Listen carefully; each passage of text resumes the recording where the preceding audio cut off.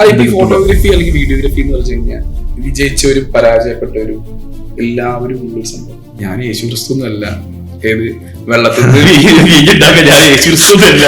ഞാൻ എന്റെ ഭാര്യയോടൊക്കെ പറഞ്ഞിട്ടുണ്ട്, എന്റെ ആദ്യ കാമുകി എന്റെ ക്യാമറ ഇരിക്കാണ്. എനിക്ക് വളരെ സങ്കടമായത് എന്റെ ക്യാമറ പോലും പൂപ്പലടിച്ചു പോയിട്ട്. അപ്പൊ എന്റെ ജീവിതത്തിൽ തോന്നി എനിക്കൊരു മാറ്റം അനിവാര്യമാണ്. ആ ഫോട്ടോ എടുത്തിട്ട് ഞങ്ങൾക്ക് ആ ഫോട്ടോ തന്നെ അതിൽ അയാളൊരു മേജിക് കാണിച്ചിട്ടുണ്ട്. അയാളുടെ അടുത്തുള്ള സാധനം വെച്ചിട്ടല്ലടാ അന്ന് ചെയ്യും. അയാളുള്ള ക്യാൻവാസിൽ ചിത്രം വരച്ചു പറഞ്ഞവര് അന്നൊരു മേജിക് അയാൾ കാണിച്ചിട്ടുണ്ട്. എനിക്കൊരു വീട് തന്നത്, എന്റെ ലൈഫ് തന്നത്, എന്റെ ജീവിതം തന്നത് ഈ ക്യാമറ കൊണ്ട് മാത്രമായിരിക്കും. കാരണം നമ്മൾ ഒരിക്കലും ക്യാമറയെ സ്നേഹിച്ചു കഴിഞ്ഞു കഴിഞ്ഞാൽ ദുഃഖങ്ങൾ ദുരിതങ്ങൾ ഇതൊക്കെ വന്നപ്പോഴും എനിക്ക് താങ്ങായിട്ടും തണലായിട്ടും എല്ലാമായിട്ടും തന്നത് ഈ ക്യാമറയാണ്. നിന്നിൽ ഒരു കഴിവ് ഉണ്ടെങ്കിൽ നിനക്കത് അതിനെ രാഗി മിനിക്ക് ഈ ഒരു കുട്ടിച്ചാത്തനാണ് ഈ ക്യാമറ. നിങ്ങളെ വളർത്തി വലുതാക്കും, നിങ്ങൾ അതിനെ മതി. ഒരു ഫോട്ടോഗ്രാഫർ ഒരു വർക്ക് എടുക്കാൻ പോയി എത്ര ലക്ഷം രൂപയുടെ എക്യുപ്മെന്റ്സ് ആണ് ആളുടെ കയ്യിലുള്ളത്. ഇയാൾക്ക് ലോൺ ഉണ്ടാവാം, EMI ഉണ്ടാവാം, വണ്ടിയുടെ. ഇന്ന് പണ്ട് ഞാൻ പറഞ്ഞു അത് ബസ് കയറി പോയിരുന്ന VKC ചെരുപ്പിട്ട് പോയ ഫോട്ടോഗ്രാഫർ അല്ല ഇന്ന്. തോറ്റു കൊടുക്കാൻ എനിക്ക് മടിയില്ലാത്തോടത്തോളം കാലം എന്നെ തോൽപ്പിക്കാൻ ആർക്കും പറ്റില്ല. ഹായ് ഗൈസ്, ഇന്നത്തെ സ്നാപ്പാർ ടോക്സിൽ നമ്മുടെ കൂടെയുള്ള സ്പെഷ്യൽ ഗസ്റ്റ് ആണ്. വളരെ ചെറുപ്രായത്തില് ഫോട്ടോഗ്രാഫി ഫീൽഡിലേക്ക് വന്ന ഒരു wedding cinematographer Subi Agaroor. Welcome to the show sir. Hi sir, ഇപ്പൊ എത്ര വർഷം ഈ ഒരു ഫീൽഡിലേക്ക് വന്നിട്ട് എന്തായിരുന്നു ഈ ഫീൽഡിലേക്ക് എത്തിപ്പെടാനുള്ള റീസൺ? സത്യത്തിൽ ഇതിനെപ്പറ്റി പറയുകയാണെന്ന് ഞാൻ ഈ 10ാം ക്ലാസ് കഴിഞ്ഞ ശേഷമാണ് എൻ്റെ ഒരു ഫ്രണ്ട്, ഞാൻ +1 പഠിക്കുന്ന സമയത്ത് എന്നോട് പറയാണ്, എടാ ഇന്ന് നമുക്കിത് ഒരു ജോലിക്ക് ആലോചിച്ചു. അപ്പൊ എന്താ പറയുക, നമുക്ക് അല്ലെങ്കിൽ കാറ്ററിങ്ങും കാര്യങ്ങളൊക്കെ ഉണ്ടല്ലോ പോവാൻ. അപ്പൊ ഒരു ദിവസം പറയാണ്, എടാ ഒരു നമുക്കൊന്ന് ലേറ്റ് അടിക്കാം, ഈ ഫോട്ടോഗ്രാഫർ ടീമിൽ ലേറ്റ് അടിക്കാൻ പോവാം. അപ്പൊ അങ്ങനെ ഒരു ദിവസം ലേറ്റ് അടിക്കാൻ പോയി. അന്ന് മുതൽ ഞാൻ ആ ഫീൽഡിന്റെ ഉള്ളിലായി. അതായിരിക്കാം എന്റെ ജീവിതത്തിന്റെ ഏറ്റവും വലിയ ടേണിംഗ് പോയിന്റ്. ഞാൻ അന്ന് ഈ എന്റെ സോനു എന്ന് പറയുന്ന എന്റെ സുഹൃത്ത് എന്നോട് പറയാണ്, നമുക്ക് ഇന്ന് ഇയാളുടെ രഞ്ജിത്തേട്ടൻ എന്ന് പറയും, എൻ്റെ ഒരു ഫ്രണ്ട് രഞ്ജിത്തേട്ടൻ, ആ രഞ്ജിത്തേട്ടന്റെ കൂടെ നമുക്ക് ലേറ്റ് അടിക്കാൻ പോവാം എന്ന് പറഞ്ഞ ദിവസമാണ് എൻ്റെ ലൈഫിന്റെ ഏറ്റവും വലിയ ടേണിംഗ് പോയിന്റ്. അതിന് മുന്നേ എനിക്ക് ഏറ്റവും കൂടുതൽ ആനക്കമ്പായിരുന്നു. ആനകളെ ഞാൻ ഭയങ്കര ഒരു ആനപ്രേമിയാണ്. അപ്പൊ എവിടെ ആനകളെ കണ്ടു കഴിഞ്ഞാലും അല്ലെങ്കിൽ ഞാൻ വല്ല ആനക്കാരനായി മാറിയാണേ. സത്യമായിട്ട് പറഞ്ഞാൽ ഞാനൊരു ആനക്കാരനായി മാറിയാലേ. കാരണം ഞാൻ 8ാം ക്ലാസ് കഴിഞ്ഞപ്പോൾ നേരെ 8ാം ക്ലാസ്സൊക്കെ പഠിക്കുന്ന ചെറിയ കുട്ടിയിൽ ഞാൻ ഈ ആനയുടെ പിന്നാലെ ആനക്കാരനൊക്കെ ആയിട്ട് പോയത്. അപ്പൊ എന്റെ വീട്ടുകാരൊക്കെ പറഞ്ഞു, ഇവൻ പോക്കാ, കാരണം ഇനിയും വല്ല ആനക്കാരനൊക്കെ ആയിട്ട് തിരിച്ചു വരുള്ളൂ പറഞ്ഞു. പക്ഷെ ഇങ്ങനെ ഈ വ്യക്തിയുടെ ഒരു ടേണിംഗ് പോയിന്റിൽ മാത്രമാണ് എന്റെ ജീവിതം രക്ഷപ്പെട്ടത്. ഇന്ന് കാണുന്ന രീതിയിൽ ഞാൻ എത്തിപ്പെട്ടതിൽ ഏറ്റവും വലിയ ആള് ഈ സോനു എന്ന് പറഞ്ഞൊരു വ്യക്തിയായിരിക്കും. ഈ ആനയോട് ഒരു ഇഷ്ടം തോന്നാനുള്ള കാരണം എന്താ? ഈ ചെറുപ്പം മുതലേ ഇപ്പൊ എന്റെ അച്ഛൻ നല്ലൊരു ആനപ്രേമിയായിരുന്നു. അച്ഛൻ ഇങ്ങനെ നാട്ടിലെ ഉത്സവ കമ്മിറ്റിയുടെ പ്രസിഡന്റും കാര്യങ്ങളൊക്കെ ആയതുകൊണ്ട് അച്ഛന് അത് പിന്നെ എന്റെ നാട്ടില് പ്രത്യേകിച്ച് അകലൂര്, എന്റെ നാട് അകലൂര്. കാരണം ഞാനൊരു അകലൂർക്കാരനാണെന്നുണ്ടെങ്കിൽ ഒരു ആനക്കാരൻ, ഒരു ആനക്കമ്പക്കാരൻ കൂടിയാണ്. കാരണം എന്റെ അകലൂരിലല്ല, എന്റെ കുറച്ച് സുഹൃത്തുക്കളുണ്ട് ഭയങ്കര ആനക്കമ്പക്കാരാണ്. അപ്പൊ ഈ അന്ന് മുതൽ ചെറുപ്പം മുതലേ എന്താണെന്നറിയില്ല, എന്റെ ഉള്ളിൽ ഭയങ്കര എനിക്കിപ്പോ ഇപ്പൊ നിങ്ങൾക്കൊക്കെ ആന എന്നുള്ളതൊരു ജീവി എന്നായിരിക്കും, പക്ഷെ ഏത് ആന എന്നുള്ളത് എനിക്ക് കറക്റ്റ് ആയിട്ട് കണ്ടെത്താം. നമുക്ക് അതിന്റെ ഫീച്ചേഴ്സും കാര്യങ്ങളൊന്നും അത് ഇപ്പോൾ ഞാൻ ഇപ്പൊ ഞാൻ എന്റെ മോൻ എന്റെ അശ്വദീപ്, എന്റെ മോനും എന്റെ വൈഫൊക്കെ പറയും, മേഘൊക്കെ പറയും, ഈ ആനക്കമ്പ് ഭയങ്കരമാണ് ഞങ്ങൾക്ക്. അപ്പൊ ഞാനൊരു സ്റ്റോറി ഒക്കെ ഇടി. അപ്പൊ എന്താവണെന്ന് ചോദിച്ചപ്പോ എനിക്കും എന്റെ അശ്വത്തിന് ഒരു ആനയെ മേടിക്കണം. ഒരു ആനയെ മേടിച്ചു കഴിഞ്ഞു കഴിഞ്ഞാൽ ഞാൻ ഈ ഫീൽഡ് വിടുന്നുള്ള ഇതാ. അത് എനിക്ക് സംഭവിക്കാൻ തോന്നുന്നില്ല, കാരണം ഈ ഫീൽഡ് വിടാൻ പോകുന്നില്ല, കാരണം ആനയെ ഇപ്പത്തെ. പക്ഷെ ഈ ഒരു ആനയോടുള്ള ഭയങ്കരമായ കമ്പാണ്. കാരണം ഇവിടെ കഴിച്ചു കഴിഞ്ഞാൽ ഇപ്പൊ തൃശ്ശൂരായാലും പാലക്കാടായാലും ശരി, ബസ്സിൽ പോവുകയാണെങ്കിൽ ഒരു ചങ്ങല കിഴക്കും കേട്ടാലും എന്റെ ഇൻസ്റ്റാഗ്രാം തുറന്നതിൽ കൂടുതൽ ആനകളായിരിക്കും. അത്ര ആനകളെ ഭയങ്കര വീട്ടിൽ പറയാതെ ആനപ്പാപ്പാന്റെ കൂടെ പോയി അങ്ങനെ ഒരു സ്റ്റോറി. കാരണം ഞാൻ എന്റെ ഒരു 7ാം ക്ലാസ് കഴിഞ്ഞ് 8ാം ക്ലാസ്സിലൊക്കെ ആയപ്പോ ഞാനിപ്പോ ഈ മംഗലാകുന്ന്, നമ്മുടെ നാട്ടിലെ കുറച്ച് മംഗലാകുന്ന് എന്നൊക്കെ പറയുന്നത്, മംഗലാകുന്ന്, കർമ്മൻ, അങ്ങനെ കുറച്ച് ആനകൾ ഇപ്പം എല്ലാ പേരും ആന ഒന്നും ജീവിച്ചിട്ടില്ല. പക്ഷെ ഈ ആനകളുടെ കൂടെ പോവുക, അല്ലെങ്കിൽ ആനകളുടെ പിന്നാലെ നടക്കുക, ആനകളുടെ ഒരു സ്മെല്ല് അതൊക്കെ അനുഭവിക്കുക, പൂരങ്ങൾ ആസ്വദിക്കുക, പൂരങ്ങളുടെ പിന്നാലെ പോവുക, ഇതൊക്കെയാണ് എന്റെ ഒരു പാഷനൊക്കെ ഉണ്ടായത്. എന്റെ പാഷൻ എന്ന് വെച്ച് കഴിഞ്ഞാൽ ആനകളുടെ കൂടെ ലൈഫായിരുന്നു എന്റെ കൂടുതൽ ഉണ്ടായത്.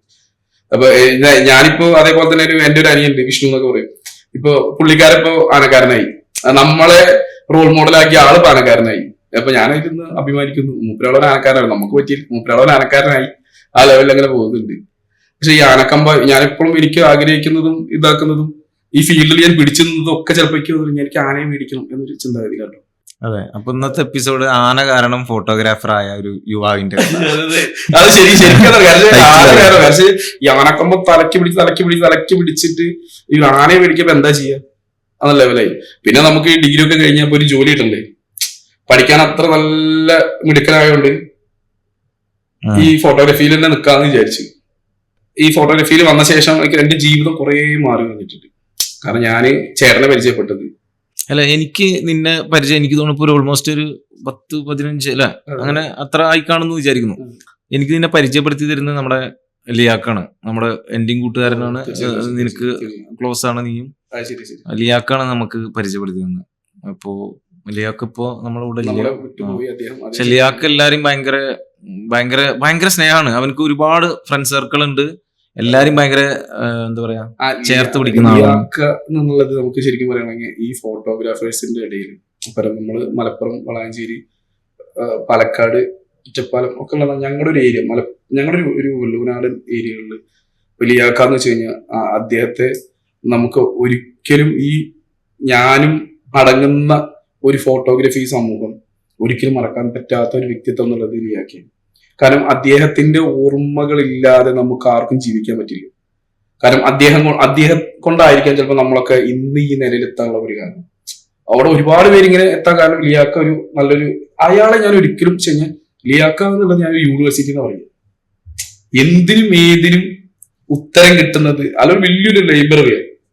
ഇപ്പൊ നമുക്കൊരു ഒരു കാര്യം, ഒരു ലെൻസിനെ പറ്റി ചോദിച്ചാൽ, ഒരു ക്യാമറയെ പറ്റി ചോദിച്ചാൽ, അന്നത്തെ കാലത്ത് എന്തിനെ പറ്റി ചോദിച്ചു, ഒരു ലൈറ്റിനെ പറ്റി ചോദിച്ചു കഴിഞ്ഞാൽ, ഒരു കളറിനെ പറ്റി ചോദിച്ചു കഴിഞ്ഞാൽ എന്തിനെ പറ്റിയിട്ടും ആധികാരികമായിട്ട് സംസാരിക്കാൻ ലിയാക്കയ്ക്ക് കഴിയും. നമ്മൾ ആരോടും അന്ന് ലിയാക്കളും നമ്മൾ ആരോടും ഒരു യൂട്യൂബ് പോലും നോക്കണമെന്ന് ഞാൻ പറയാം. അദ്ദേഹത്തോട് ചോദിച്ചാൽ അദ്ദേഹത്തിന്റെ അറിവ് വെച്ചിട്ട് അദ്ദേഹം പറഞ്ഞു ഒരാൾ എങ്ങനെ വളരണം, അല്ലെങ്കിൽ നമുക്ക് നല്ലൊരു അധ്യാപകരെ നഷ്ടപ്പെട്ടു എന്നായിരിക്കും എന്റെ ഇത് പറയാം. നല്ലൊരു അധ്യാപകനെ നമുക്ക് നഷ്ടപ്പെട്ടു പോയി.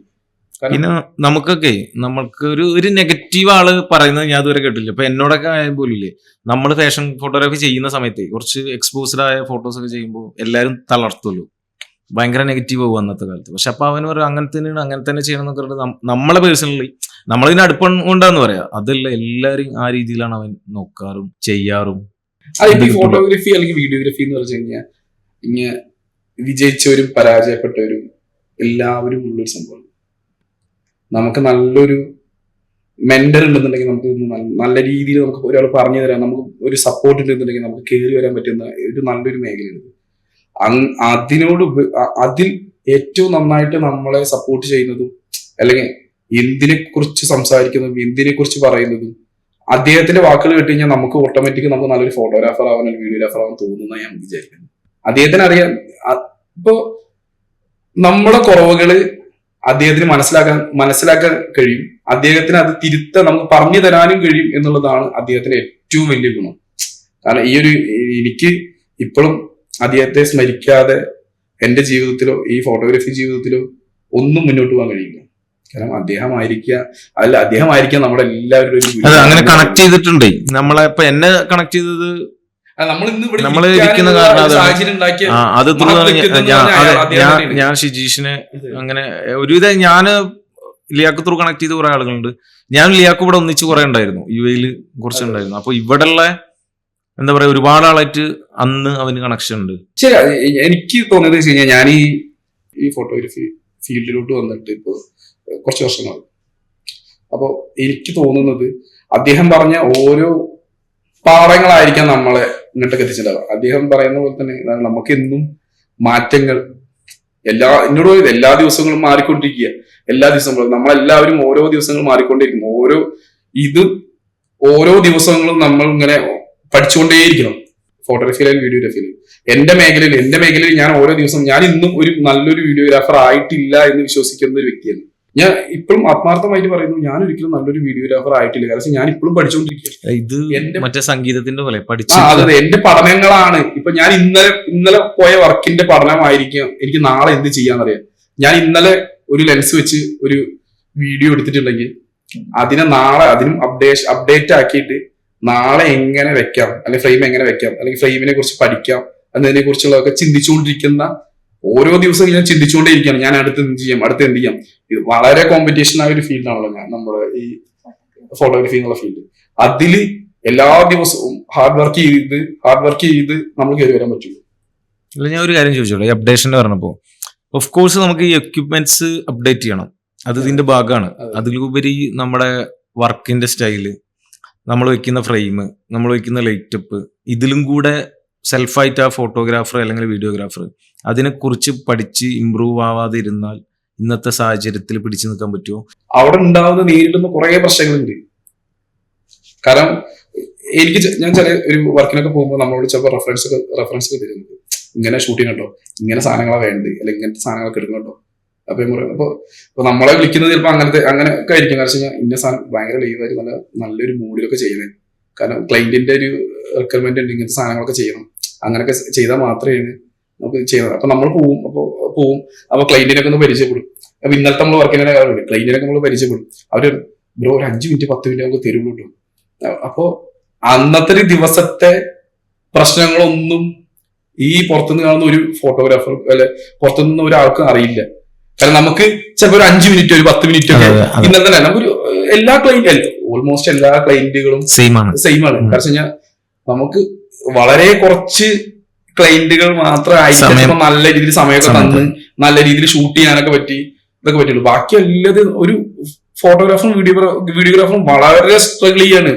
ഒരു വെഡിങ് വളരെ നല്ലൊരു വെഡിങ് വെന്യൂ, നല്ല കാശൊക്കെ ഇറക്കി നല്ല ഇതില് നല്ല അടിപൊളിയായിട്ട് നല്ല ആംബിയൻസിൽ നല്ല മേക്കപ്പ് ആർട്ടിസ്റ്റ് മേക്കപ്പ് ചെയ്തിട്ടുണ്ടോ, എല്ലാം ഭയങ്കരമായിട്ട് ചെയ്യുന്നുണ്ട്, എല്ലാം അടിപൊളി. ഇതിനും നല്ല ഫണ്ട് തന്നിട്ടുണ്ടാവും നമുക്ക്, ഇതിന് നല്ല ഫണ്ട് തന്നിട്ടുണ്ടാവും. പക്ഷെ സമയം മാത്രം തരില്ല. കാരണം ഒരു ഫോട്ടോഗ്രാഫർക്കും വീഡിയോഗ്രാഫർക്കും വേണ്ടത് സമയമാണ്, പൈസയല്ല.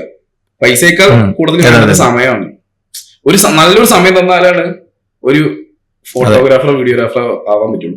ഞാൻ എല്ലായിടത്തും പറയേണ്ടത് നമ്മള് നല്ലൊരു വീഡിയോഗ്രാഫറോ ഫോട്ടോഗ്രാഫറോ ആവുന്നതിനേക്കാൾ ഉപരി നമ്മുടേതായുള്ള ഒരു സമയം മേടിച്ചെടുക്കാനുള്ള കുറെ കാര്യങ്ങളാണ്. ഒന്നാമത്തെ വെച്ച് കഴിഞ്ഞാൽ നമ്മളൊരു ഷൂട്ടിന് ഞാനൊരു വെഡിങ്ങിന് പോയിട്ട് എനിക്ക് വേണ്ടത് അവിടെ എന്നോട് സഹകരിക്കുന്ന ക്ലയന്റും എന്നോട് സഹകരിക്കുന്ന ആളുകളും എനിക്ക് വേണ്ടത് കുറച്ച് സമയമാണ്. ഇത് രണ്ടും ഒരു സമയവും സഹകരിക്കുന്ന ആളുകൾ ഉണ്ടായാൽ മാത്രമേ നല്ല ഔട്ട്പുട്ട് ഉണ്ടാവുള്ളൂ. അത് വലിയ കല്യാണമോ ചെറിയ കല്യാണമോ അവനൊന്നുമില്ല. നമുക്ക് നന്നായിട്ട് ഷൂട്ട് ചെയ്യാൻ പറ്റിക്കഴിഞ്ഞാൽ നല്ല ഔട്ട്പുട്ട് കൊടുക്കാൻ പറ്റും. ചിലവര് പറയും നല്ല ഇത്രയും റിക്വയർമെന്റ് ഒക്കെ തന്നിട്ട് നമുക്ക് പറയും ഇങ്ങനെ ചെയ്യണട്ടോ എന്ന് പറയുമ്പോൾ ഞാൻ പറയും, ഞാൻ ഒരു എന്റെ ഒരു പേഴ്സണൽ ഫ്രണ്ടിനോട് പറഞ്ഞു, ഔട്ട്പുട്ട് നമ്മൾ വിചാരിച്ച പോലെ ഒന്നും ആയില്ല. കാരണം വേറെ ഒരു ബ്രാൻഡഡ് വെഡിങ് കമ്പനിയുടെ ഒരു ഔട്ട്പുട്ട് കാണിച്ചിട്ട് ഇതുപോലെ ചെയ്യുന്നത്. അപ്പൊ ഞാൻ അവളോട് പറഞ്ഞു, ഞാൻ യേശു ക്രിസ്തു ഒന്നല്ല, ഏത് വെള്ളത്തിൽ നിന്ന് വീഞ്ഞുണ്ടാക്കാൻ ഞാൻ യേശു ക്രിസ്തു ഒന്നല്ല. അപ്പൊ അദ്ദേഹം ചിരിക്കുക.